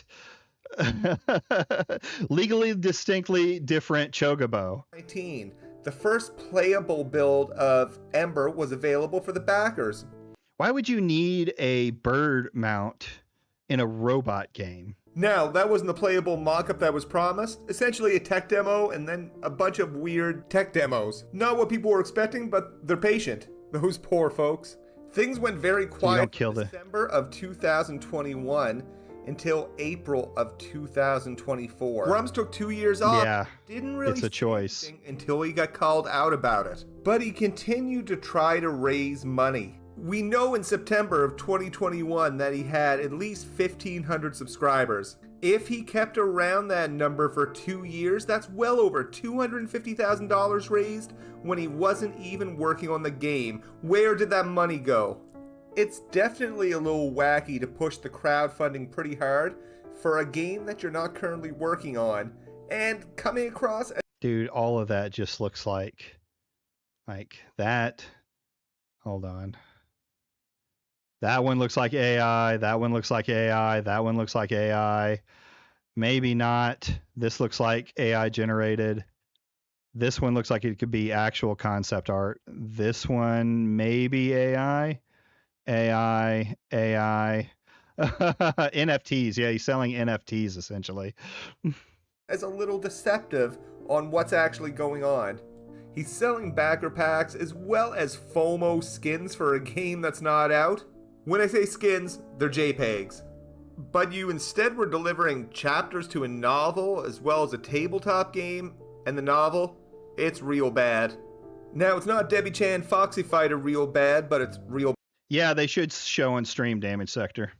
bad. And for 2 years, development halted because of family medical issues. The analogy that comes to mind is someone working at home for 2 years but not actually doing any work and getting paid for it.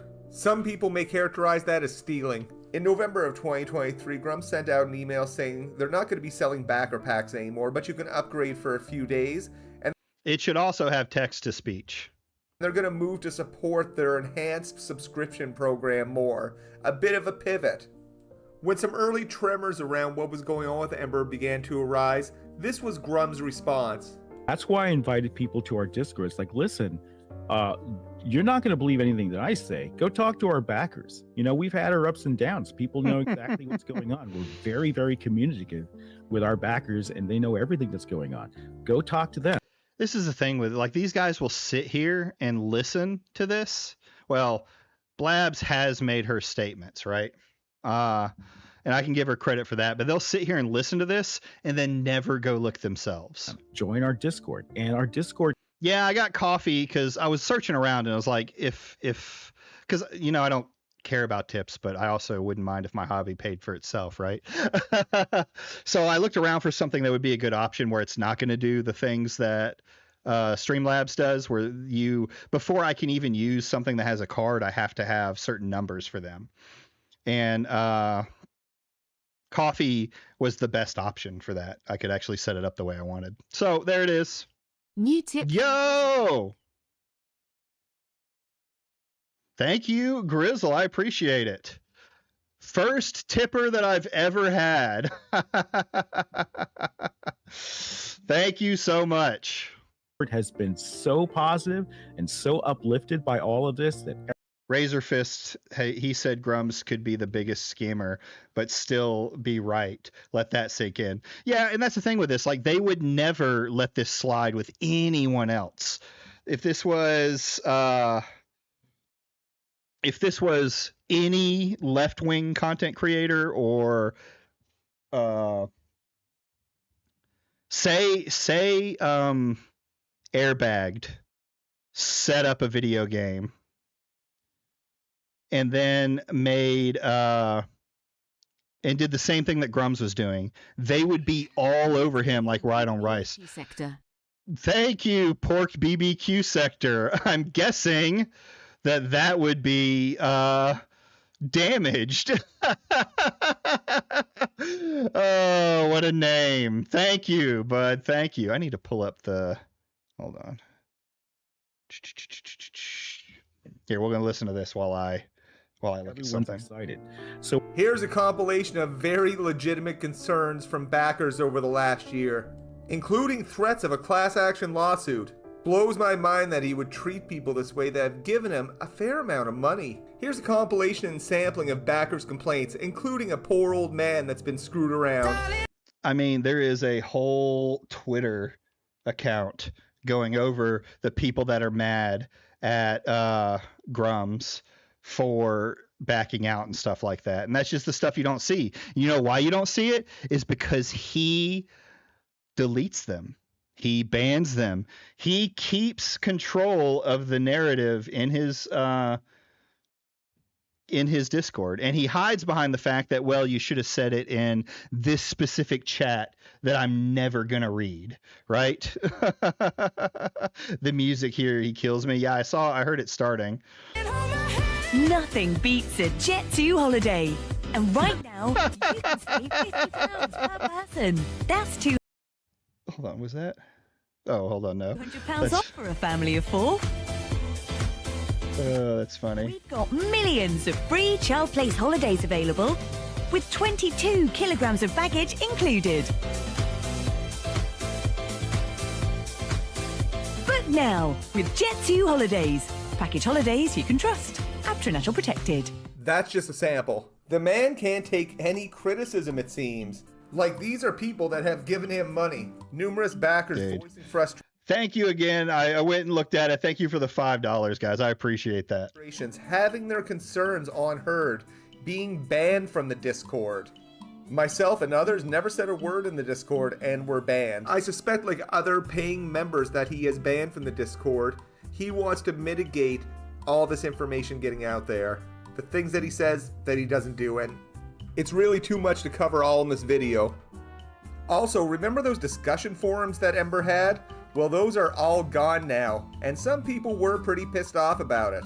Also, Grum's website was down for almost 3 months, and I know he wasn't responsive to all requests for cancellations. I mean, one of his crowdfunding campaigns was specifically to make the website and forums. And in April, Grum sends out an email saying, hey, the last 14 months has been tough. Comms went dark and we couldn't accept support while we regrouped. Based on the information we have, that doesn't seem to be true at all. What's up with the volunteers when he's getting paid? In fact, it looks like Grums took more than $50,000 from backers over the 14 months. Christ. He claims he couldn't accept any money. Back in August of last year, he was at roughly 40% down from what I'm guessing was his peak at about 1,500. And I anticipate that slowly rolled down over the last year to the number where he's at now. Let's hear what he has to say about that. Asking his backers to go to bat for him. Please help us rebuild our subscribership so we can get back to the heavy frame. All right, I got to pause this a minute. I think I set it up so it'll read them out now. I just noticed the signals to the commands to put them in, but I got to read y'all's donations since y'all gave it to me and y'all are the first. So we've got Pork Barbecue Sector. It's time to bring home the bacon. And then from Grizzy Croc, $5. $5 from Damaged as well. Keep it up. Again, thanks, guys. We needed to maintain 1,000 subs for the heavy frame, and we're about half that right now. So, yeah, we could definitely use some help there. What kind of goalpost keeps moving that there's a requirement to get to a certain amount of subscriptions in order to move towards that Kickstarter video and the Kickstarter that so many people back in 2017 paid for? But you're telling people in 2025 that you need more money to do that. Here is where yet another lie about money to get more money comes into play. Implying that you honorably couldn't take support while you regrouped while taking a significant amount of support is pretty disingenuous. At a bare minimum of 500 subs, which is likely trickling down from the 1,500 plus that he had in 2021, you're looking at $55,000 over 14 months for a time that he is admitting that communications went dark. We couldn't accept support. That's more than some. It's so crazy bringing like these kind of receipts and things to it, showing where he hasn't been here, showing how many subscribers he has. Hell, I have a model I got for 700 for VR chat. Damn. Like funneling money into finding a modeler, which for a few K can totally find some small time to make something nice. Yeah, that's true. I mean, it doesn't take much if you have the skill, right? There's tons of games that have come out with one developer that have made millions. So it's just, he's not skilled. He's not a programmer. His job title was never programmer, right? He wasn't a coder. He might know a little bit about working with people, but I don't think that's what he did at Blizzard. Some games' entire Kickstarters, and it's a lie in order to get money. That's my best estimation anyway.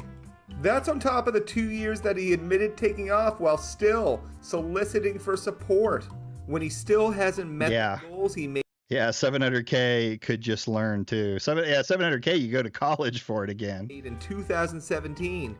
Yeah, we're on the Mcdizzle video, and then we're going to get to the meat. We're going to get to the Yotei Drama. Have a Kickstarter video and a Kickstarter in 6 to 8 months from the summer of 2017.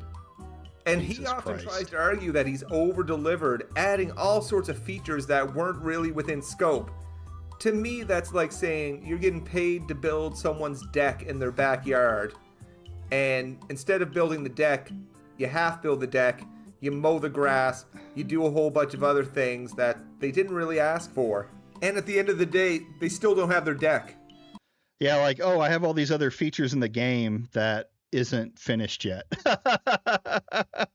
And people expected more from someone who likes to tout their accolades, such as working on World of Warcraft, calling himself... I think he legit thinks his last lifeline is that AI studio. Yeah, possibly. I mean, to me, I think he's doing great as a grifter. He's been grifting a long time. And now that Elon's got his name in his mouth, he could end up being an Ian Miles Chung long enough. Though the problem with him, like Ian Miles Chung steals tweets and then just reposts them and makes a ton of money off of it, right?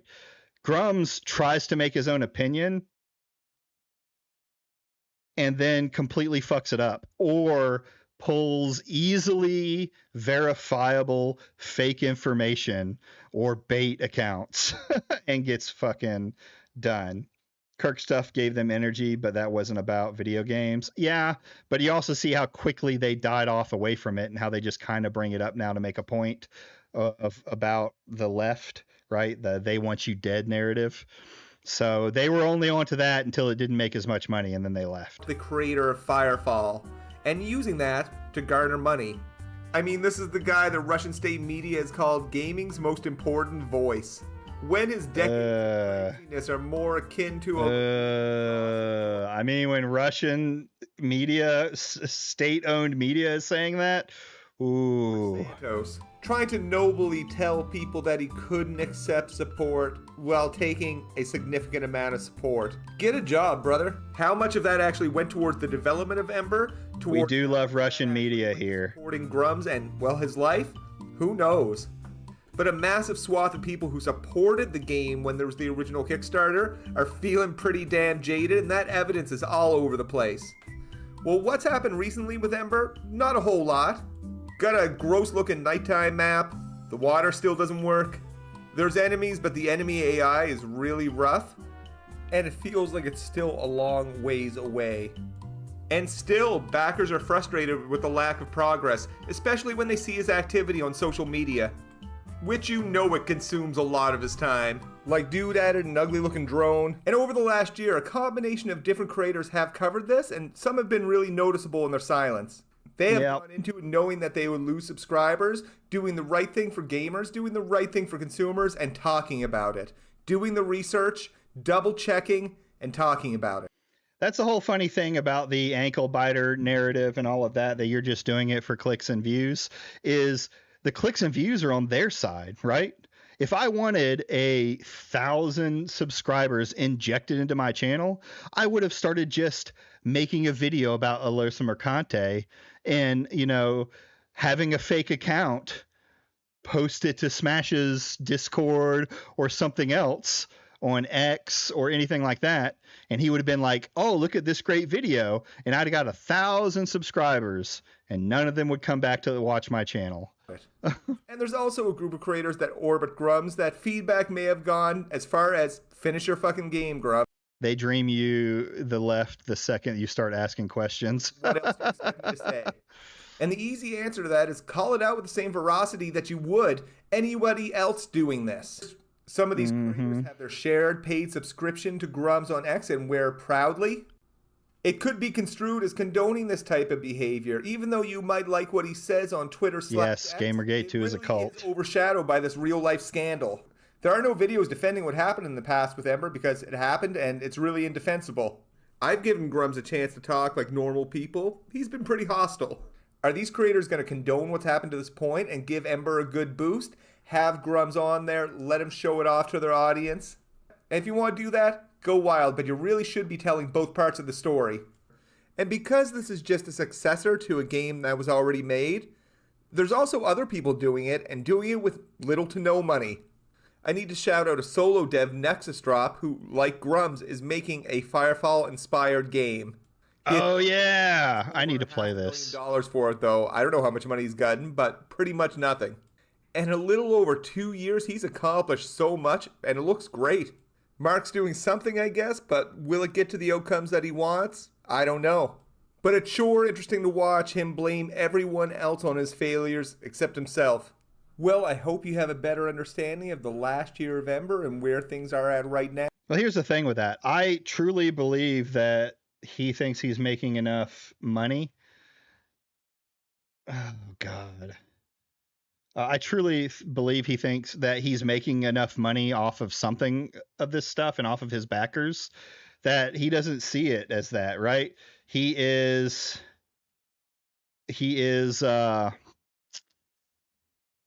I mean, he's grifting. He's truly a grifter in all of this, right? I should have said that when I was on Atreus's channel. Yeah, it was a grift, right? Let's see here.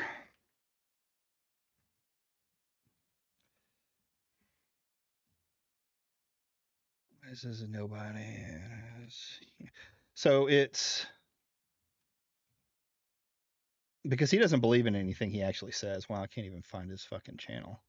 Anyway, he's set for life with the money he gets for essentially doing nothing. Yeah, well, that depends on how well he's spending his money. So I don't know about set for life. Atreus is still man. Like I keep telling him, nobody can debate Grums because he legit has a wall. Yeah, no, he won't actually debate anybody. He won't. He knows he can't. Go against any of these mothers. I was reading Vincent. He doesn't blame his Playboy mother. It seems. I was reading that. But yeah, he doesn't believe in any of this stuff, and he doesn't have. You can see he doesn't have the intelligence to actually fight and have a decent argument with it. So no, he's never going to go on anyone's channel. He's only going to hide behind the 8 other people that are on a channel with him while he makes very sweeping statements, and they all clap like seals. I'd love to know your thoughts in the comments. Thanks so much for watching, and we'll see you in the next video. As always, he really is. And what he does to his dog live. I am tired of hearing your voice. Get out of here, demon. Oh, Jesus. Yeah, we're skipping that.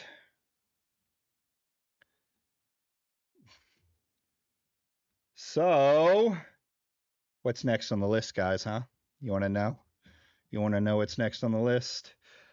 It is... Oh, did I not find the article? What a shithead that I am. Where did it go? You may not watch this one either. We're probably going to watch next time on Friday the review, the Skill Up from Ghosts of Yoida.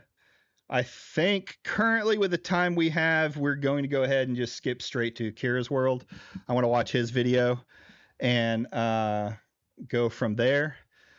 We may do a little bit of other stuff. There's been some drama around a Park Place putting out an article.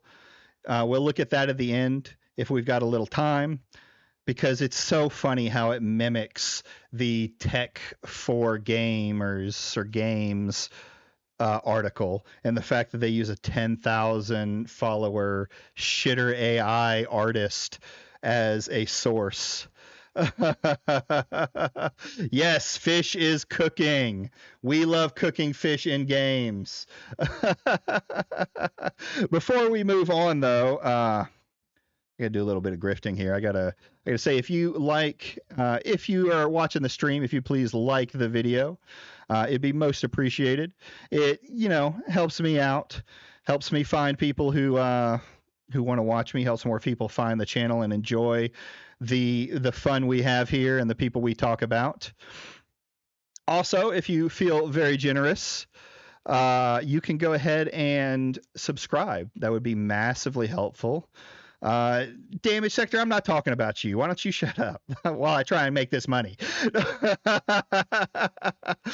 But so you can always subscribe.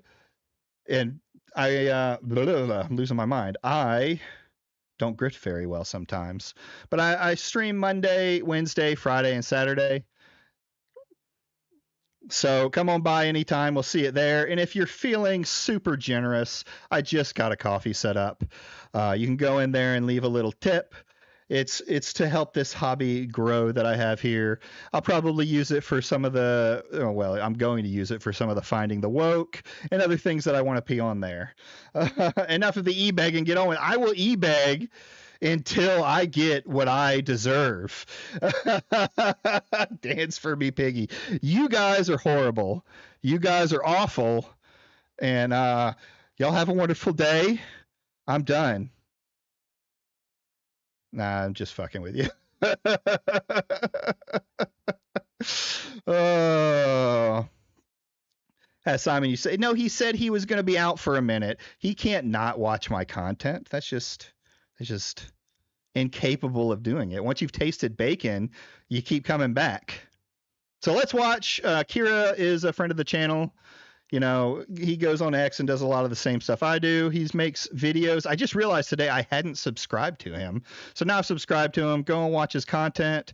Subscribe, like, and we're going to watch the video he made called The Hatred for Sucker Punches, Ghosts of Yotei is Completely Forced. I have been playing Ghost of Yotei for the past couple of days, and it made sense that I would go. Playing the game?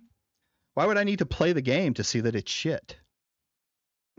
Now, I've said it before that you can have critiques about a game without directly playing it, right?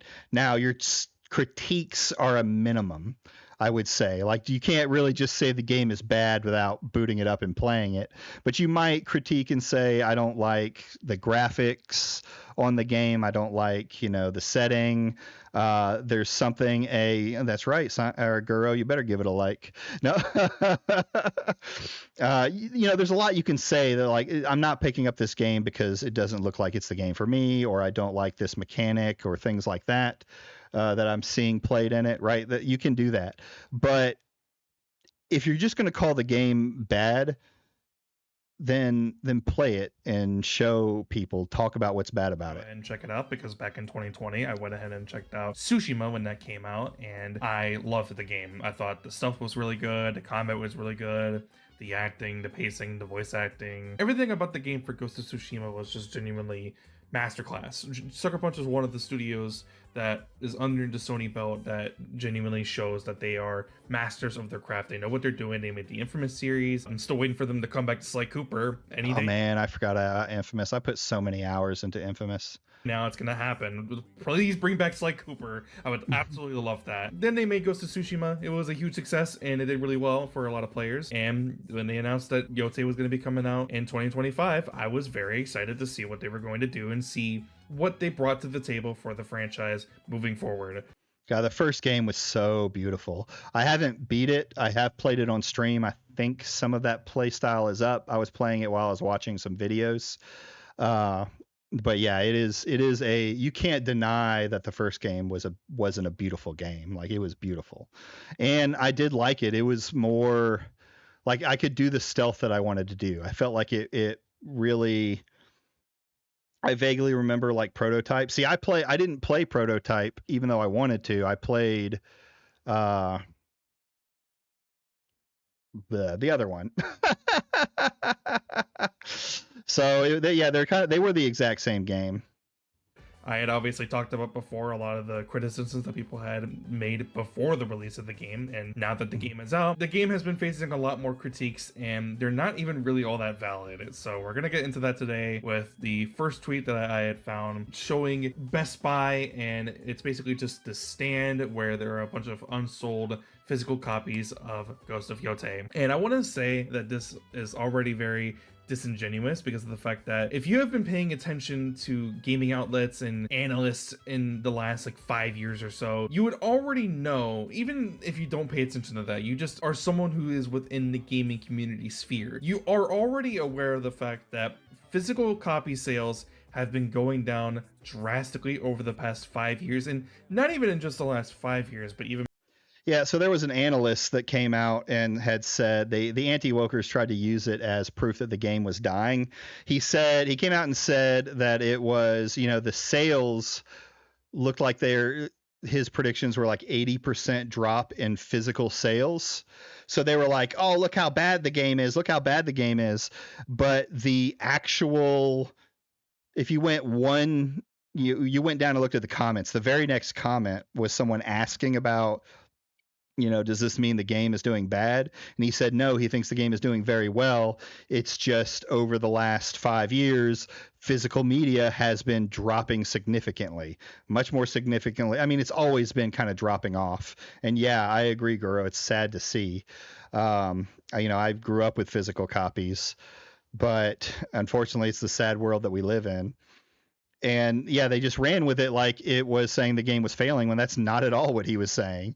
In fact, he clarified, no, I think it's doing good. Before then, they just have accelerated so quickly since the last 5 years, because 5 years ago in 2020 was when the start of the pandemic actually happened. And even just last Yeah, that's the actual bad news. Was posted by Legacy Killa. He had posted a screenshot of Matt Piscatella showing a whole graph of physical video game software consumer spending by year, and it has been going down significantly year by year since around 2008. And yeah, year by year, copies for physical sales have been going down significantly. So when I saw this tweet being made in a response, in a reply for Smash JT, where the tweet is basically just leave the multi-billion-dollar company alone, and it's like, shut up, dude. Like, you're not even critiquing the game at this point. Did you even play the game? Dude, you can go through Smash's account and see how many times he's added Elon Musk over something. He has made, I guess, some criticism to him. I'd have to watch the videos because I haven't seen a lot of tweets like that. But yeah, he is just as bad as anyone else when it comes to that. I would imagine he probably didn't play the game at all. And then nothing about the writing has been brought up at all. Nothing. Oh, wait, what? Twitter, and he probably didn't play the game at all. And then I saw a tweet made by Wargaming Dad on Twitter, and let's go! Wargaming Dad call out! Woo! I made it, boys. Where it's Endymion once again, who I've mentioned before in the past, and he's talking about how Christopher Dring, who's a games journalist reporter, who talked about Ghost of Yotei, and Christopher Dring started talking about how Ghost of Yotei apparently sold or is down by 40% in terms of gotta love the shout out sales in the UK. And already, and in fact, I paused Andy. This is just what I was saying. This is very disingenuous, because even though he's showing this screenshot where he's specifically talking about physical sales in just the UK, it's down by 40% apparently. And it's like, number one, that's pretty typical, because like I said, physical copy sales have been going down for a very, very long time to begin with. So he's already leaving out that little piece of information to begin with anyways. Then he leaves out the fact that later on in this series of tweets and responses, Christopher Dring even... Yeah, I saw all the spoiler nonsense, and that's this is a mirror image of them trying to do, like, they think they successfully did it with Shadows, even though Shadows was a success. And in a way, their success is their fans not seeing through the bullshit, right? Shadows was very muddy, though. There was a lot of things they could grasp onto that people just lapped up, even though it was bullshit. With this game, though, there's not a lot. Like, they've been doing the build up of saying this game bad, this game bad, this game bad. Yeah, the shrine thing is something they use a lot, which I've never seen Americans give a shit in a video game what happens to foreign buildings or shrines, just like we don't give a shit what happens to our buildings and things like that in a video game. It's just part of the video game. But they've been trying to do it with this specific game build up, but there's not much for them to grasp onto, and they're grasping at straws, and it's really, I think, making them look like idiots, because Sucker Punch is not Ubisoft. They're not a hated gaming company that everyone would go against. Sucker Punch has made bangers lately. So they're trying. Points out the fact that digital sales markets have been accelerated significantly over the past 5 years. So he's just leaving out a bunch of information. He's being disingenuous, and he's just spreading lies and misinformation that fits for what he's trying to go for. He's just trying to spin a narrative for what he's trying to go for specifically. Yeah. And we see that once again with Smash JT, where he made a tweet and he started talking about PSN profiles. And if you don't know what PSN profiles is, it's basically just a website where you're able to sync and link your PSN account to the website, so that way you can actively track your trophies, even though there's a way to do that within the console and in the game itself. PSN Profiles essentially does the exact same thing, but you're actually able to go onto a website and it shows a bunch of other people's profiles and the games that they've completed, the trophies that they've gotten, yada yada yada. For some reason, Smash JT decides to go ahead and go on PSN profiles, and it shows at that time that only 3,000 people are apparently owners of the game. So only around 3,000 people actually have bought and played the game according to PSN profiles. Of course, he tries to backpedal a little bit and defend himself by saying, oh, but just for full transparency, this is only a small percentage of actual owners. And then I think the tweet actually ended up getting community noted, because if you understand how the website works, you have to actively, willingly allow your account to be monitored and give them your data, essentially. After seeing this tweet from Smash GT, I decided to go ahead and make my own response, and I showed a couple of screenshots that I thought were unique in particular, and I showed the PSN profiles site page of Marvel Spider-Man, and it shows that in terms of game owners, it has over 1 million game owners, so over 1 million people bought the game. But we have official sales numbers for Marvel Spider-Man 1, from Insomniac, and it's the fact that we have 20 million units sold. So how does that correlate? Well, it doesn't, because as I said in my tweet, the website only tracks people who are willingly allowing their accounts to be tracked on the site. And what does the site do? It tracks your trophy progress, and that's all it does. How are we supposed to trust this as a source for... Grizzle, when it comes to them saying that they're going to be honest, it's... One thing I've said is that I believe some of them actually do believe in this stuff, but the confirmation bias and the pattern recognition that they have, they'll pull at any straw. They can't look objectively at something. Once it's been called woke, they have to go with that, right? You look at Smash JT, where he defended the Kingdom Come Deliverance gay scene. Wasn't that what it was that he defended? And his rabid fan base went after him for it. There is no other line for him to go down. Them to go down now. They're on this course, and the only way they can get off of it is to completely lose all the fans they have and have to start from scratch. How well a game succeeded if only a certain percentage of players have actually decided to allow their accounts to be tracked from. Yeah, they all made a bed with the devil. To go ahead and use this as a source. I mean, I do know it's because he's trying to get people mad. He's trying to, rage beat people, and he's trying to find he's grasping at straws, basically, right? He's grasping at anything that he can get his hands on to prove his point that the game isn't doing well. But number one, we don't even have official sales numbers. Some people have been sharing around a sale number of like over 1 million units sold, but that's not official. That's just someone estimating or guessing that's how many units were sold in like the first day or two. So we don't have any. Yeah, the funny thing about that is the anti-wokers are the ones that pulled it forward. Hypnotic tried to sell that as a fake narrative when it was just some bullshit gaming page that no one fucking reads. Official sales numbers so far. Moving on though from that, I decided to go ahead and tag along my Spider-Man tweet with another screenshot of Dustborn, which, for people who don't know, is this indie game. It was pretty divisive for a lot of players for a few reasons, but anti-woke grifters particularly don't like this game because I think it has some involvement with PvP Inc. I think it's just mostly because it's known for being a pretty woke-ish game. Yeah, I mean, you can't deny that Dustborn is a woke game, right? You can't deny that at all. I've seen the mechanics of playing it, and I don't think I would enjoy it. I think it's funny, the speech thing that they do for it. But when you look at the numbers on it, the game didn't do bad for a first-time indie project from a no-name company.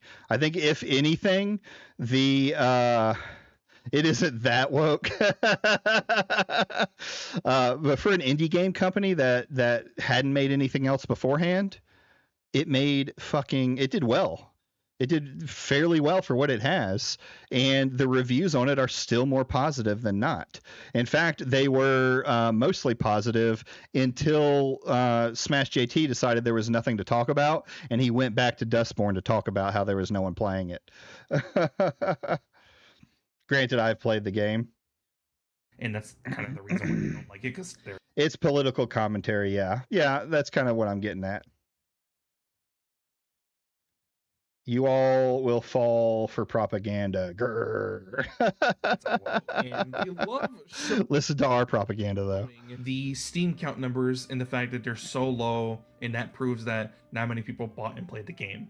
Despite the fact that it's an indie game, we're not expecting the game to sell like 50 million copies. But regardless of that, we have these PSN profiles page of the game, and apparently over 500 people bought the game. So if we're going to trust this as a source for how many people have bought the game and have played the game, apparently, including the Steam count numbers, over 500 people have actually bought this game and potentially have played it. So, you know, like what else is there to say? You know, Dustborn didn't do as bad as anti-woke grifters are saying it did, because over 500 people bought this on even just the console version with the PS5. So it didn't do that bad. But yeah, it just, anyways, right? It further shows the ridiculousness of trying to use this as a source. It's just Smash GT further.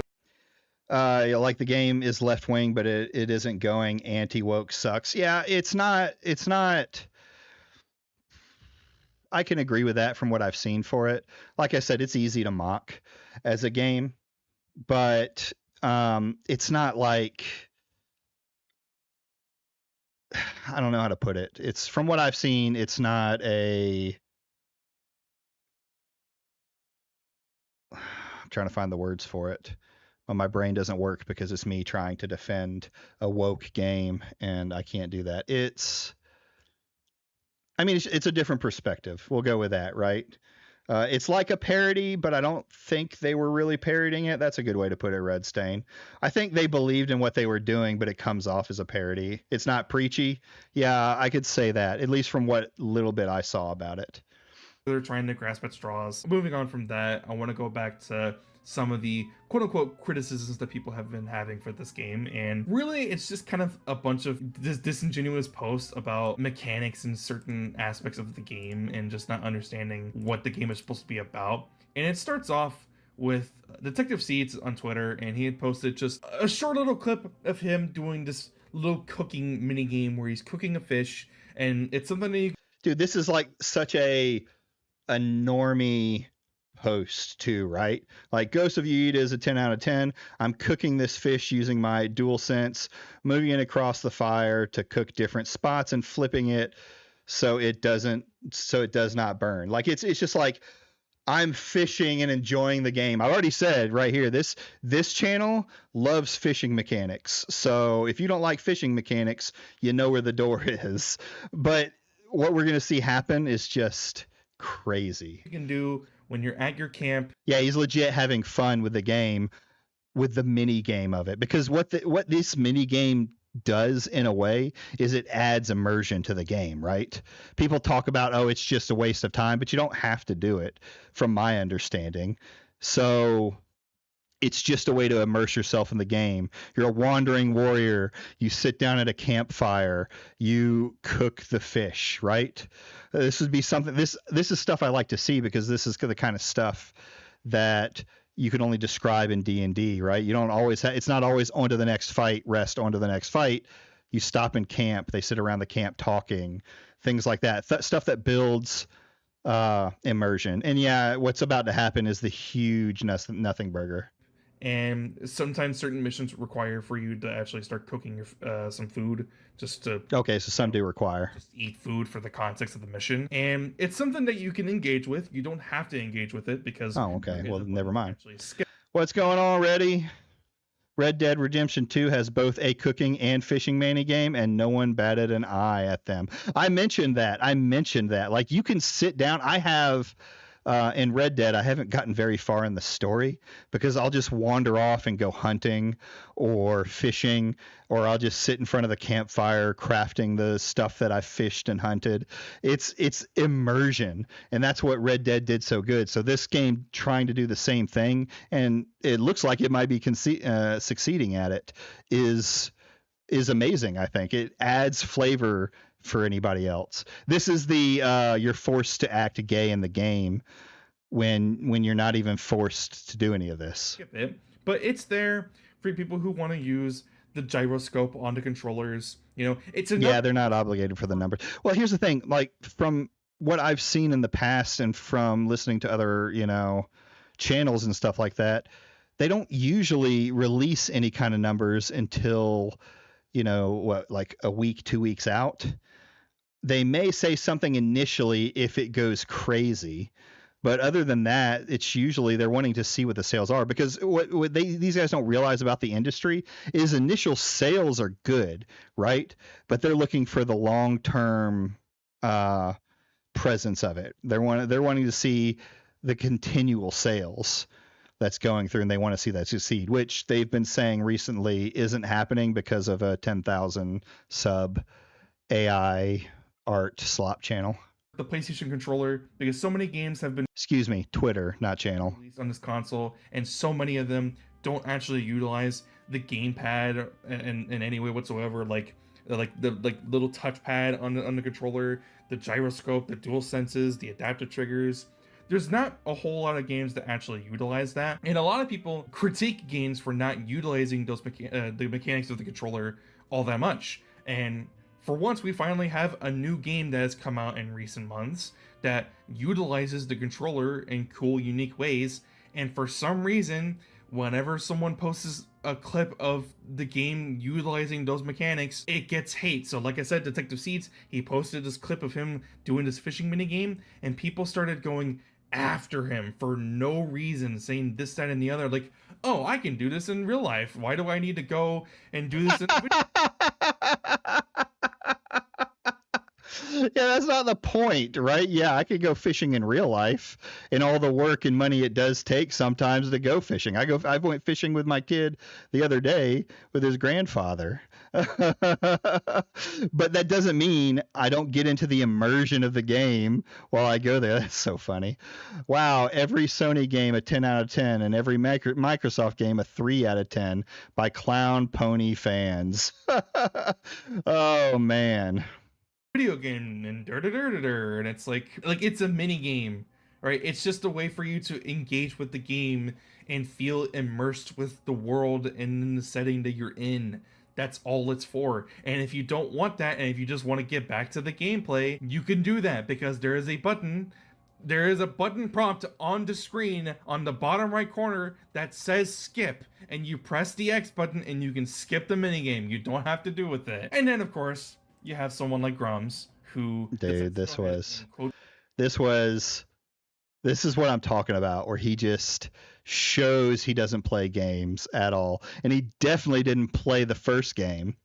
What the hell is up with these grass cutting, bamboo cutting, fish cooking mini games? You know what? If you put work into your game, you could do immersion breaking stuff, right? You're supposed to be able to get out of your little robot and do stuff. Imagine if you can get out, go do something, get a bonus for stuff like cooking or for doing repairs on your robot. Things like that add immersion to it. Yeah, it's a peak tourist post, 100%. When people have an enemy, they will do anything. This is a stop having fun meme. Yeah. Well, the other one, yeah. Tweets, PlayStation's tweet showing off the Bamboo Strikes minigame that is there in Ghost of Yotei, which is brought back from Ghost of Tsushima. Yeah, Grizzle and AC didn't have them. Grass cutting, bamboo cutting, fish cooking mini games. They tried this as proof that the game is awesome when they have nothing to do with core gameplay of Ghost of Yotei or Tatsu Chaz and blah blah blah. And it's like, bro, this was in Ghost of Tsushima, and you talk about how this game is amazing. You praise this game. You and a whole bunch of anti-woke grifters talk about how Ghost of Tsushima is amazing, but then you completely miss the fact that Ghost of Tsushima has a lot of these very similar gameplay mechanics and mini games, just like how Ghost of Yotei does. Something that I forgot to mention while recording is that there actually are benefits to these mini games that people are criticizing and critiquing on Twitter, such as the bamboo mini game and the cooking fish and mushrooms. When you cook at a fire camp, it actually gives you a temporary bonus in game. It gives you a minor bonus or a major bonus for either stealth or combat or utility or whatever. It's random, you can't actually choose. Regardless, the minigame where you're cooking actually serves a purpose. Same thing with the bamboo minigame. Instead of actually getting a buff, you're getting more pips for your spirit gauge and your spirit bars, the little yellow circles in the bottom left corner of the screen right above where your health is. That allows you to be able to use your triangle circle abilities, which are typically unblockable attacks that do major damage against enemies in combat, and also a bunch of other abilities as well. So there actually is benefits to gameplay in these mini games, and there's a reason for you to want to go out and do these things. But for some reason, people on Twitter just wanted to complain about it and say, oh, I could just do this in real life, and it's just like, you're just finding reasons to hate the game for no reason at all. You're just trying to hate. Yeah, when it comes to the looks and thing, like, it's so brain dead, the uglification of games. Now, I didn't do well when discussing that with Atreus. I'll absolutely admit that. The idea that she has to be this basic Asian type is it's just so uninspiring. Like, if every game looked like this, why would I buy it? Anime has poisoned the brains on what actual Japanese women look like. True. And she doesn't look any different. Well, I mean, she does look different, but what I mean is she doesn't look any hotter or uglier, whatever you want to say, than the female samurai in Ghost of Tsushima, right?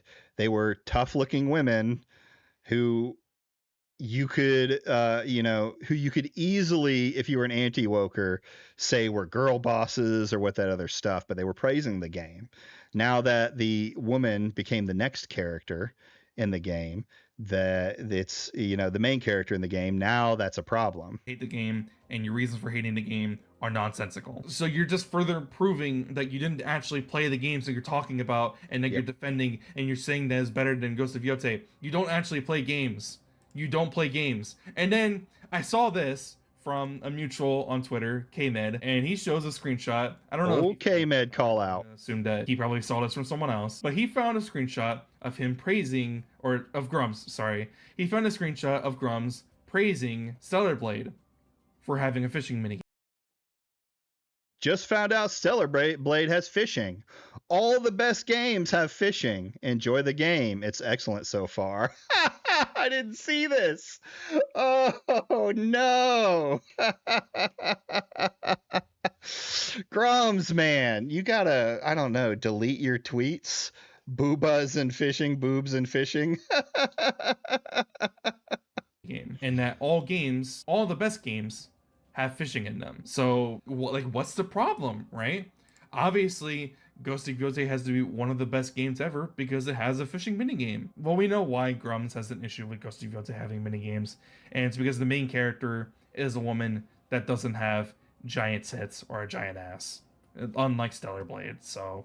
He could have deep dived into Stellar Blade, but he never did. Yeah, I agree. There were a few who played it, but the whole I don't think Stellar Blade was a bad game. It's absolutely a Gooner game, but it didn't do well in the US, so it's not saving Western gaming. The Chinese bought it. So Airbagged, of all people, streamed the entire game. That's funny. I'll have to go check out his stream sometime since he's so hated. Grums couldn't even just do that. Well, no, he's never going to get on screen because then that would show, I don't know, maybe he's not as skilled as he thinks he is. We know why he doesn't like it, but moving on from that, we have this really weird tweet for some reason of someone trying to show a clip of Atsu, the main character, rolling around in water and not getting wet. And you can very clearly see in the clip that Atsu's clothes are indeed getting wet. And then someone had to quote tweet him with a response in a video clip of him, of their character in different series of clothing also getting wet. Further showing that the game does called out easily. The mechanic of the fact that if you roll around in water, your character does get wet. And I responded this to one of K-Med's tweets, and he had quote tweeted that the tweet about the character not being able to get wet, and I was like, yeah, he's probably really used to that. But that's besides the point. Then there was this VTuber. I'm not gonna harken on this all too much, but I just thought it was weird because I'm reading this and they're like 4 hours into it. I think the part that really just came off as disingenuous with this tweet for me was the fact that they talk about how the game forces you to switch to a weapon against certain enemies, But number one, you don't need to do that. The only thing that you really gain as a bonus for using a particular weapon type, like for an example, I'm going to give an example. The Kusari Gamma in the game is super effective against enemies with a shield. It breaks them super fast, it staggers them very quickly, and that's really the main bonus that you get from using the Kusari Gamma specifically on shielded enemies. It breaks their shields and it staggers them significantly faster. The same thing happens for if you're using a spear or the Yari that it's called in the game, and you're going against enemies with Kusari Gammas or sickles. It's super effective against them. Dual katanas are super effective against other spear users, and katanas are super effective against enemies that are also just regular katana users. That's just how the game works. It's a rock, paper, scissors mechanic that is a returning mechanic from Ghost of Tsushima, and at the very end of the tweet, she actually says that instead of spending $80 on this, just save your money and go buy the original, meaning go buy Ghost of Tsushima. And I couldn't find the tweet, so I'm gonna use this clip from Mighty Keith's video where someone actually showed a clip of her saying that she didn't actually play Ghost of Tsushima. Later on, somewhere in here, she does go off and talk about how the game is AAA slop, and so now you kind of start to break down. Okay, so it wasn't real. Say like if you don't like Ghost of Tsushima, that's fine. Yeah, we watched this video yesterday. AAA slop is a little maybe there's something else hidden in there. Okay, yeah, here it is. Oh, I'm already dead. Great. Oh, damn. I never finished Ghost of Tsushima. I'm gonna be honest, I didn't play Ghost of Tsushima. So they say they didn't play Ghost of Tsushima, but they're telling other people to go replay Ghost of Tsushima, and the reason is because of the same combat structure and PlayStation controller gimmicks, which are present in the first one. So I'm like, well, then that doesn't make any sense, right? So what's the real reason why you don't like this game? But yeah, moving on. I don't know why she's complaining about this whole rock paper scissors mechanic when this was in Ghost of Tsushima, which, by the way, to finish my last point that I was talking about, you don't even need to specifically go play a game I didn't play. Enemies. If you don't want to do that and you just want to rock around with dual katanas the entire game, you can do that. You're gonna struggle, to be fair, because it's easier to stagger enemies significantly faster when using the proper weapon that you're supposed to be using. But if you just want to run around with dual katanas the entire game because you just love dual katanas so much, you can do that. And then she also... Yeah, I wish you could... I still say, like, I get it. It's the same mechanic. Flavor reason, though, I prefer the stances to anything else. Go play the game I didn't play. So, girl, the thing that I saw when it came to Stellar Blade, and this was back when its initial sales came through, like it did well, it broke records. But when you look at like the sales breakdown, and I was looking at it for other games, let's see if I can make it a little bigger for y'all, is players by country. And I saw, now it was Pirate who originally did this, and I think it came from... He said it came from SteamDB or something like that. But 63% sales in China, but only 8.4% sales in the US. That's abysmal to me for the US. Us two, these two right here, we're the biggest markets in the world. So you would expect this number to be about the same with 2.6 and then 25% others. Now, if something else came out saying that it did do, now I'm not saying like it's a failure, because it's not a failure, and not even in the United States, right? There's plenty of people who are gonna like it. But for a Western sales run, this didn't sell all that well in the US. So, like I said, if you find new information on it, you could also argue most in the US bought it on PS5. That's true too. So it doesn't necessarily have all the numbers for it. Boom, boom, boom. Boom. Oh, that was Grums. Let's go back to the boy. I have been playing Ghost of Yotei for the past couple of days, and it made sense that I would go ahead and check it out because back in... Whoa. I like your Kira, but not that much. Where were we at? To switch to a weapon against certain enemies, and at the very like I said, like I can understand, like I don't like. Here's the problem: you don't want the game to be the same, right? But you also have favorite mechanics in it.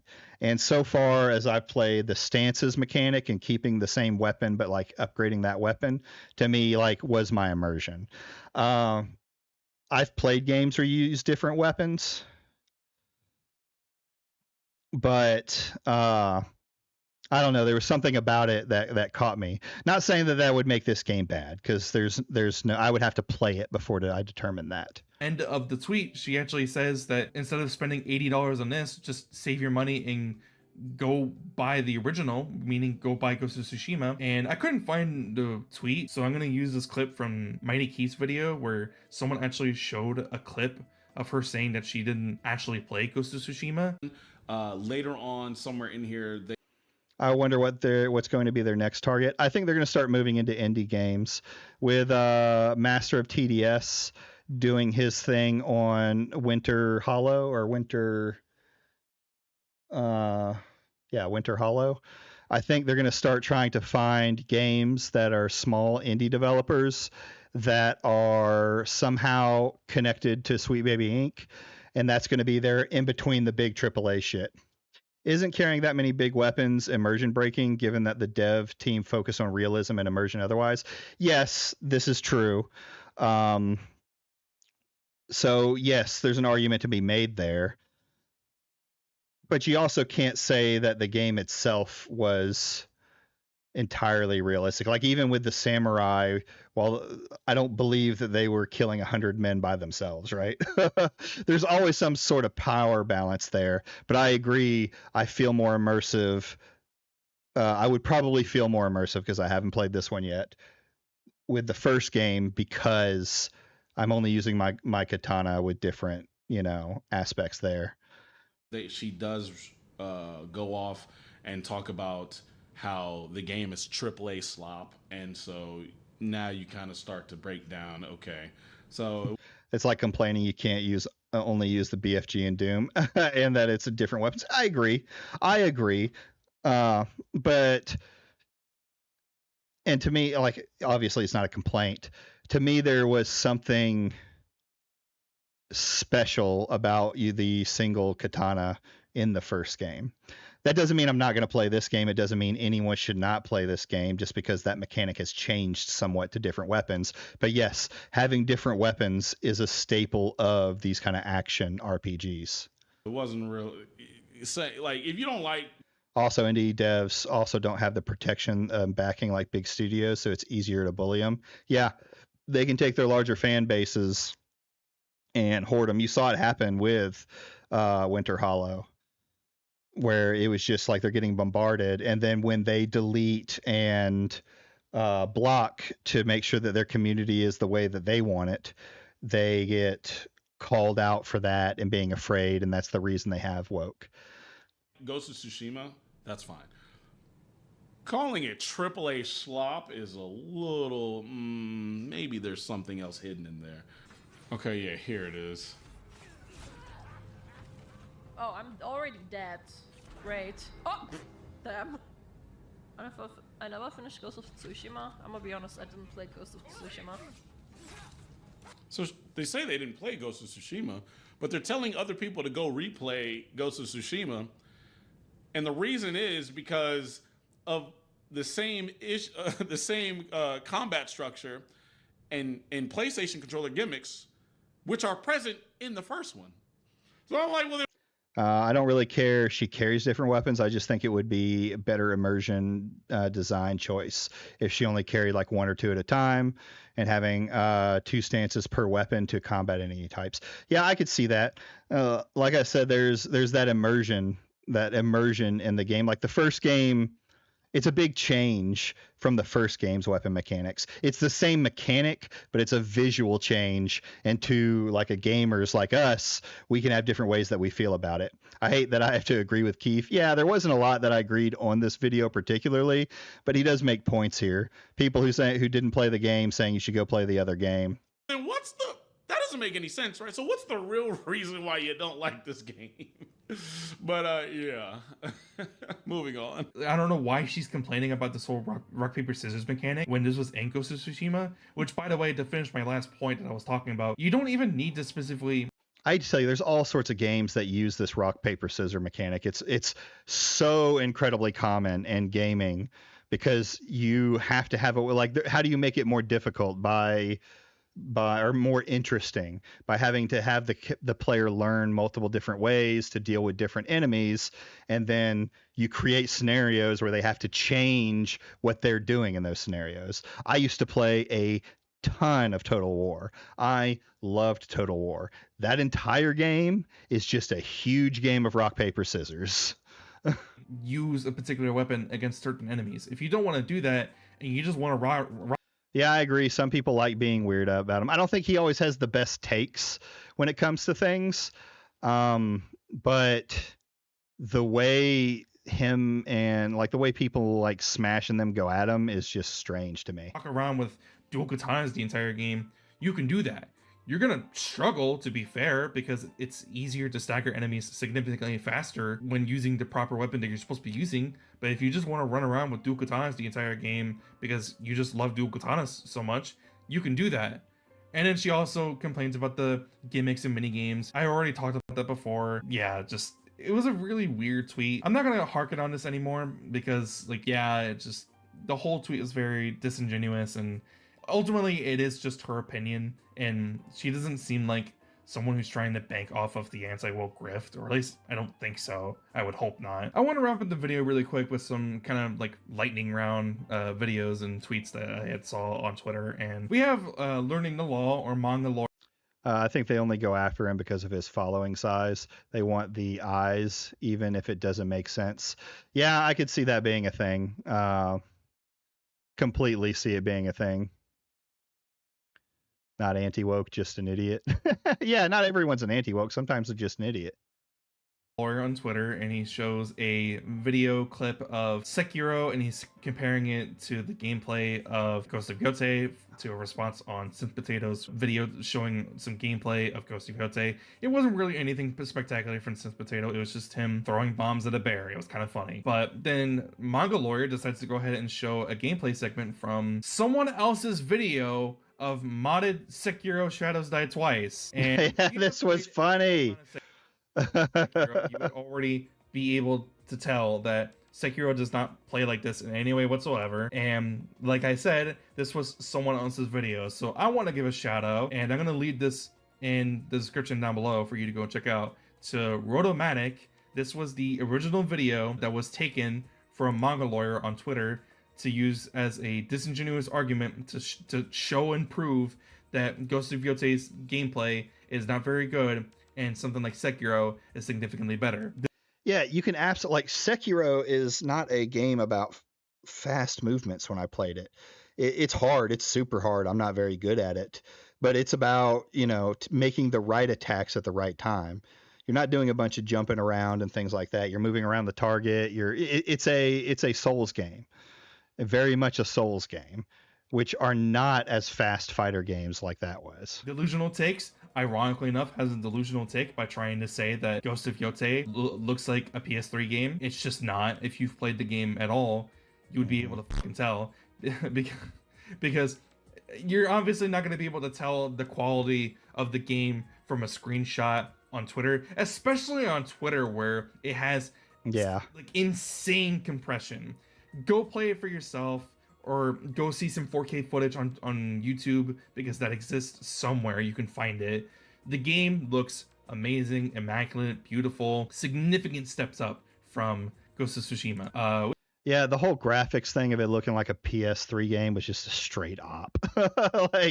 You could go watch any other video on it and see how beautiful it all looked. We have GTA 6 Countdown, and I don't think they meant to use this as a way to say RDR2 better, blah, blah, blah. I think they just wanted to show the different animations of walking on ice. But this further kind of brings up the argument that people have been bringing about over the past couple of years of comparing every single game to Red Dead Redemption 2. And especially in this context as well, where RDR2 had a significantly higher budget like hundreds of $1 million worth of in budget, whereas Ghost of Yotei had around, I believe, 60 million, which is around the same price of what Ghost of Tsushima was.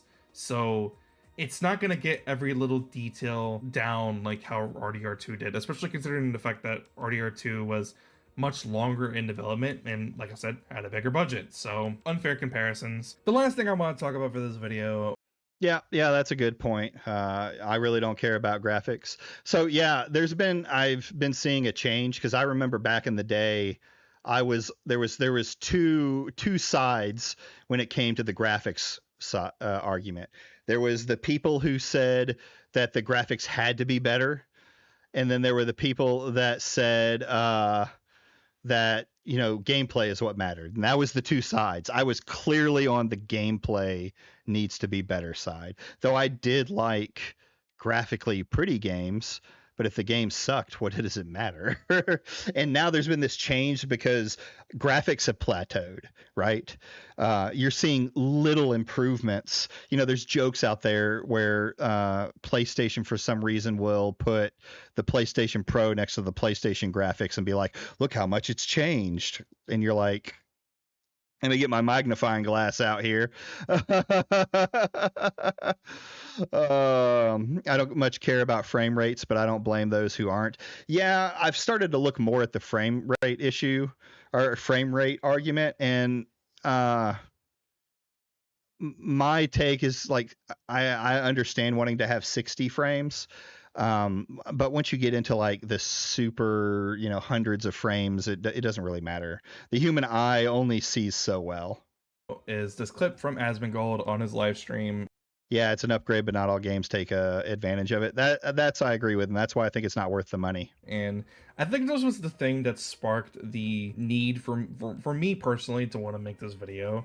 And it's the fact that he's talking about the employee that worked at Sucker Punch that had made their comments about Charlie Kirk and had gotten fired. And he talks about how if they eventually get a new job, he's going to make another the Asmongold point. Employee who worked at Sucker Punch previously and contact their employer. And why is he doing that? Because he thinks it'll be funny and for fun. I made a video about them, and it turns out that they got fired.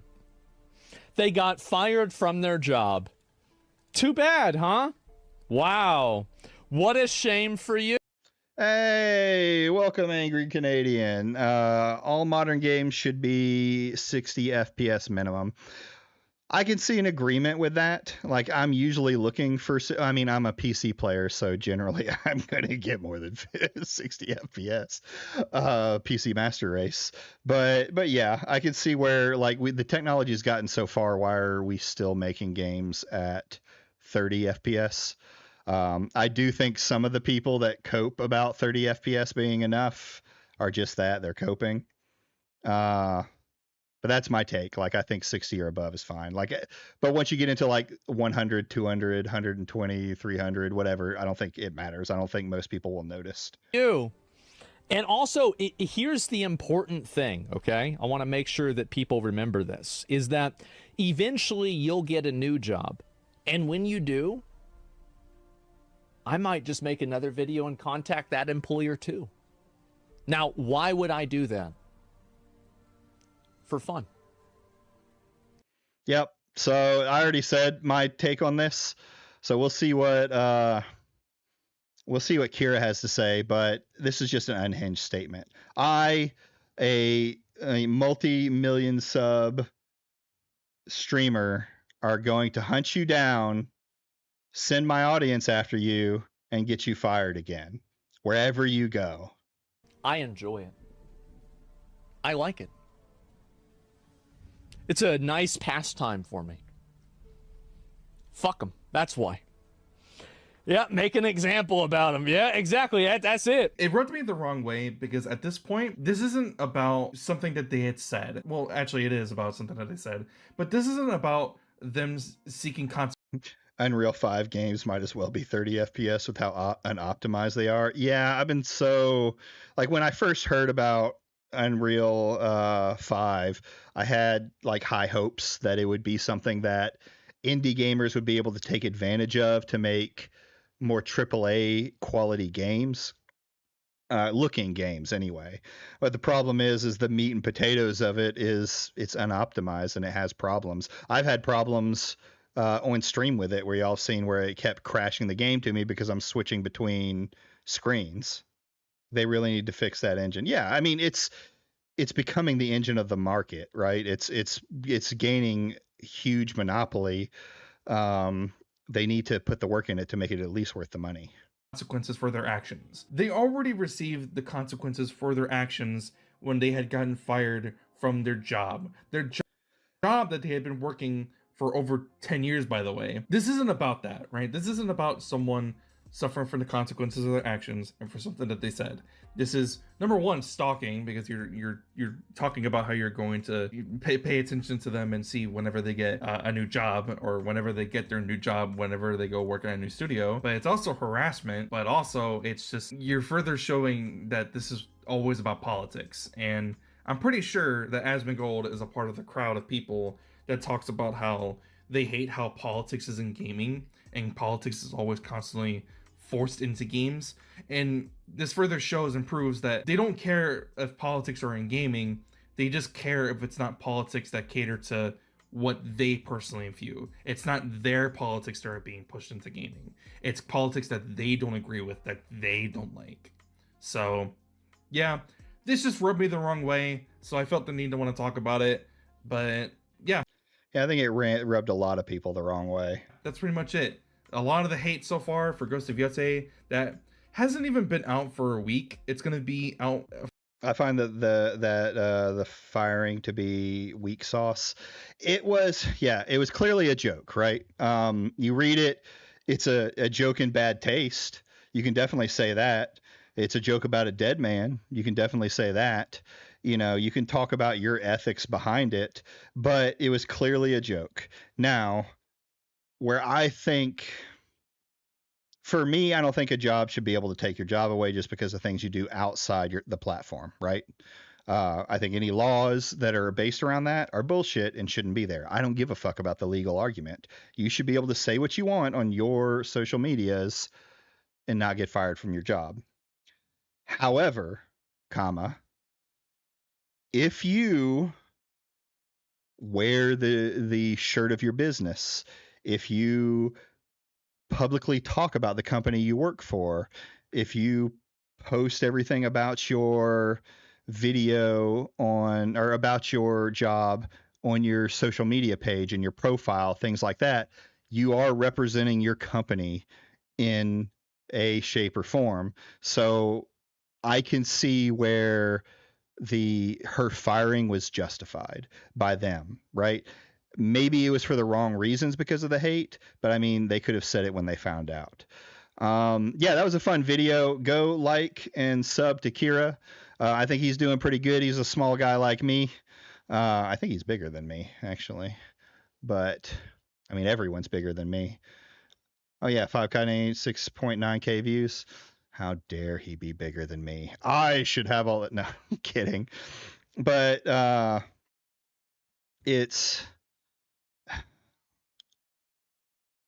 but back to the Ghost of Tsushima. Yeah, this is all fake. That's what she said.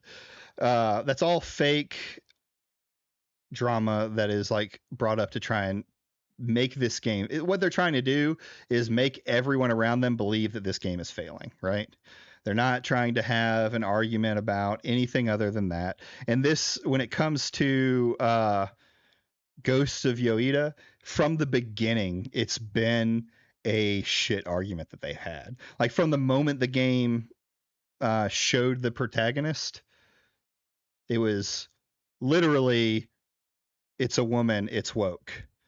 And then they started looking into the actor and stuff like that. They already had their confirmation bias, and then they went into the actor. Now, with me personally, I don't care what the fucking actors' politics are. Most actors in some shape or form are lefty, right? It's huge market around it. So I don't care what her statements are as an actor, as long as she makes the game. She's not going to get in there and make huge changes, while actors in movies, I know, and stuff like that can ad lib. I don't know how much of that still happens in the gaming industry when they're doing all of the the stuff for it. So who knows? Smash just said on stream that Alyssa wanted to be shocked by Hassan. What? Oh, hold on. Hold on. You can't be serious.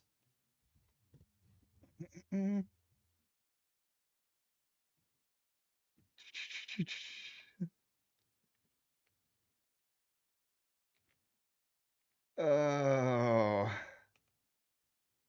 There he is. All right. Absolutely fucking not. If you Okay. All right. I don't really care about that. Can you send me a timestamp on it? Stamp on it? Oh God. Because I don't want to dig through this whole thing. Because I want to see that. I mean, nothing is like the Gamergate days, really. Anime voice actors, yeah. Oh yeah, you can't timestamp one live. So I guess it was just recently, right? being very disingenuous about the shock collar, which he knows. This right here, the walls are closing in. When you start doing shit like this, you try to cover up a lie with more lies, and it starts going down this road. You're cooked, bro. You're done. It's over. Like, you're not going to get out of this one. And the more you try without actually being honest, your own fans are going to start turning on you, because something that is mostly universal. I used to think, what? I don't think, Smash actually knows that that's not true, because he's tried to be honest about something and his rabid fan base went after him for it. Let me bring this up so y'all can see it. Oh, here we go. Completely universal, but I've seen some of his fans changing audio on clips. You don't fuck with animals, especially a cute dog, bro. Like, what are we doing here? What are we? Here it is, the cute dog thing. Like, come on, bro. You've never been irritated at your dog ever? That's off limits. This is the thing. Yeah, Hassan's a nothing burger. That used to look up to you. They will see this for what it is, and they're gonna be like, "Wait a second, were all those chuds that were talking about Hassan like he's an asshole? What, were they right the whole time?" Yes, we were. Yeah, No, y'all have it's everyone knows what the Hassan Bad drama is. Everyone knows what Hassan said. It's all over the internet. No one is surprised when Hassan says crazy shit. That's just brain dead. Welcome. Yes, welcome to 2025. I'm glad. He said Mcdizzle was cooked and he was wrong about that. Yeah, absolutely. Finally came to modern day with us. But the other people doubling down, I, for the life of me, cannot believe it. That no matter what happens, this situation is proof positive that there are people in this world that people idolize so much that they will say and do whatever they can to cover for their idol and be like, no, they can't. Woo! Now that's a statement. It's at -4 minutes.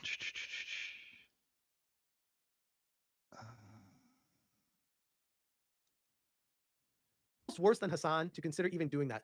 I think that goes to the point of what I was saying earlier about how, like, you're so indoctrinated. How long has Smash even known about Hassan? He's at least known about him, because I know he's been in, well, even back when he was lightly chugging around the drama, the RFC drama areas, they weren't really talking about Hassan. So at least the last year or two, maybe. You got to account for the time it takes for you to click. Oh, did I pass it? Is that what you're saying? There, we'll go back here. I could show you guys the one where he's pulling the tail and telling the dog he's going to kill him. I can't do that on YouTube. I can't. It's so sad, though. Like, it's that bad that I can't. Were they right the whole time? Yes, we were. Yeah, that's it. Welcome. Yes. Welcome. We'll just start here. We'll watch through it. Came to modern day with us. And then we'll call it a day. People doubling down, I, for the life of me, cannot believe it. That no matter what happens, this situation is proof positive that they don't. And be like, believe they're obvious. Crazy. It's crazy. But anyways, I will leave that one there.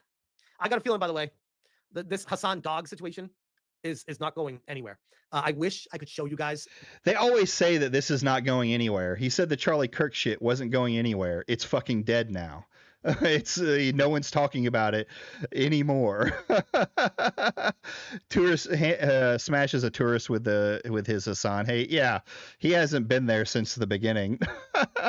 Even I wasn't. Like, I didn't hear about Hassan until May. Like, really nothing about him until round about 2, maybe 3 years ago, when I really started watching a lot of the drama channels, Chud Logic, Nick Diorio, and things like that. And it's because of the crazy stuff that he said.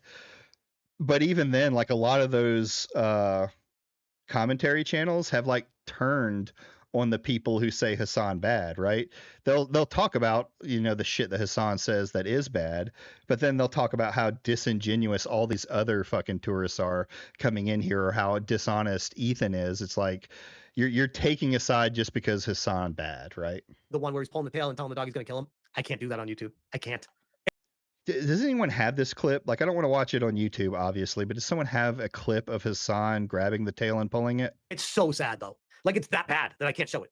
I'm not even joking. Trust me. If I was like being like disingenuous and stuff, be like, oh, it's really bad, I don't know if I'm like, no, it's so bad, I definitely can't even show it. It's even being censored on X.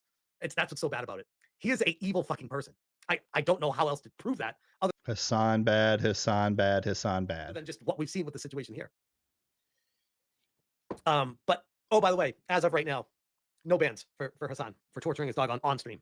Dan Clancy, where you? Of course, we have to use the word torture. You at, bro? Meanwhile, you call Frogan fat and you're gone for what, 2 weeks? Someone, please make it make sense. Okay, well, a shock collar isn't necessarily considered torture. Mostly legal in the United States, by the way. Twitch's terms and conditions, while not incredibly clear, do talk about not talking about people's body or making fun of people for their body shapes. That has been a thing that Twitch has banned people for years. And for the P50. He looks Hispanic. That's an insult to all Hispanics. Smash gonna get sued again using these words. Yeah, right.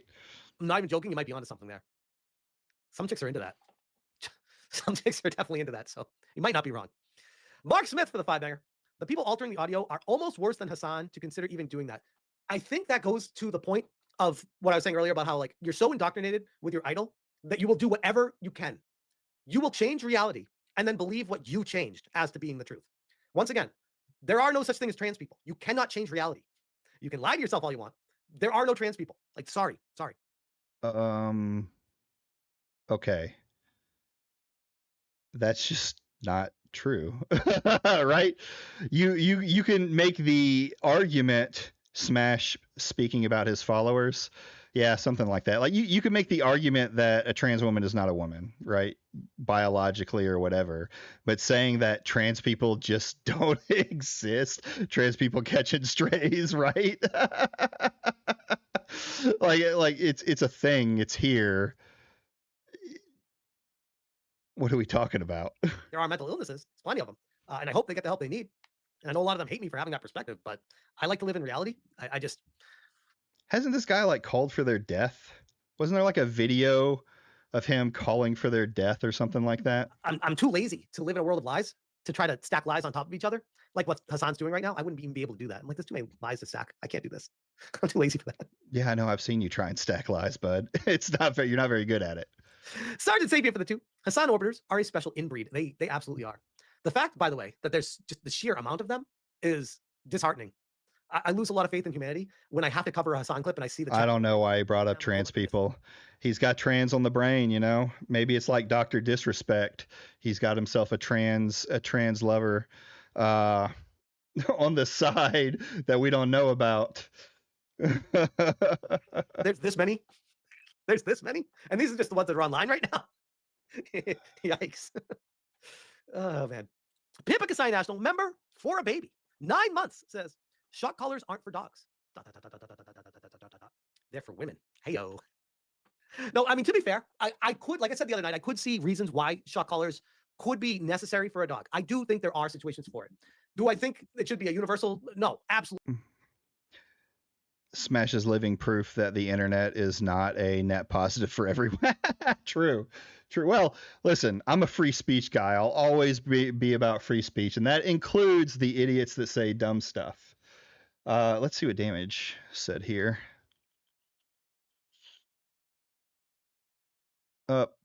Leaked him again. I was wrong about Spash JT being against calling for violence, chat. My apologies. Sometimes I got to take an L.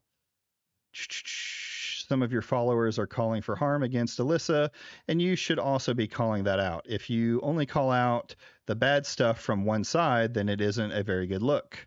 Hunt her down like the parasite she is. I've gotten it all day myself, not sharing it to embolden them. I don't endorse any of it. Thank you for confirming you don't support any of that. I knew that, but apparently some of your followers need to wake up call that posts and acts like it. That is really disturbing that you believe in killing someone for what they look like and believe in. Your statement is othering, and I hope for death. And a hope for death. Maybe Alyssa infected you a little. Leave the kids alone. What is that in reference to? My dream someday in the future for folks like her, instead of being given a podium to stand at, they are given. Oh my God! Yes, this was it. Yeah, Smash doesn't talk about that. Oh man, this is so good. My dream is someday in the future for folks like her, instead of being given a podium to stand at, they are given a chair with an electric current to sit at. Well, I'm sure that'll be in the court case. Fucking not. If you have a violent dog that's jumping and biting at people, I think it's important to train them to be like, no, that's bad, Chuck. If you have a dog that guns into traffic every time you let it out, you need to stop it. I mean, there are certain circumstances like, okay, you could actually make a case to me for me to be accepting of that situation. A prop in your background for a YouTube or Twitch stream? Fuck out of here. What? Yeah, that's obviously the only reason he got the collar, not whether it's shock or not. I remember that. Yeah, it's crazy shit. I guarantee you it's going to come up in the case. I just don't think we're going to see any of it until the fucking end. What are we doing? What are we doing? What's up, Bob? How's it going, buddy? Good to see you. Exactly, Agent Swordmaster. I'm sure they're going to twist my words. Pre-Dawn Corpse with the 666 cursing the stream. Pre-Dawn Corpse, what would you say if I told you I have a brand new curse video for you tonight? How would you like that?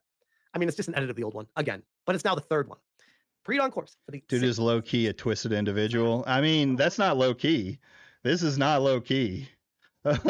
That's straight up. And here's nothing about Smash is low-key. Let's see here. He has, I mean, if you really sit down and look at his stuff, I can't pull it all up tonight because I'll be pulling stuff up out of the thing. He said when it comes to Alyssa Mercante and woke people that we have to get these people out of gaming by every means necessary. He has a website called End Kotaku, where he posts all the people who have ever worked for Kotaku and updates it where they are and what they're doing. The message behind End Kotaku is he wants Kotaku shut down for their freedom of speech. He is not at all low key. He is twisted out in the open. Anyway, I probably missed it at some point. If you get it, clip it. I'd like to see it damaged, but I'm gonna call it a night because we're past time, and this old man needs to get to bed. I want to thank my 2 first tippers in my first stream. I appreciate that. I'm gonna go brag to my wife now that I made it and that she can quit her job. Thank you, Red Stain. Thank you. As always, like and subscribe. Feel free to clip anything you see here and put it online. I don't care. Just make it either funny, making fun of me, or a good point. This timeline is crazy. Yeah, you know what? Have you ever heard the weasel theory? We'll have to go over the weasel theory, but there was a weasel that crawled into the superconductor and died, and that is what I think caused the timeline we're on. But yes, y'all have a wonderful night. I will see y'all on Friday. Enjoy yourselves.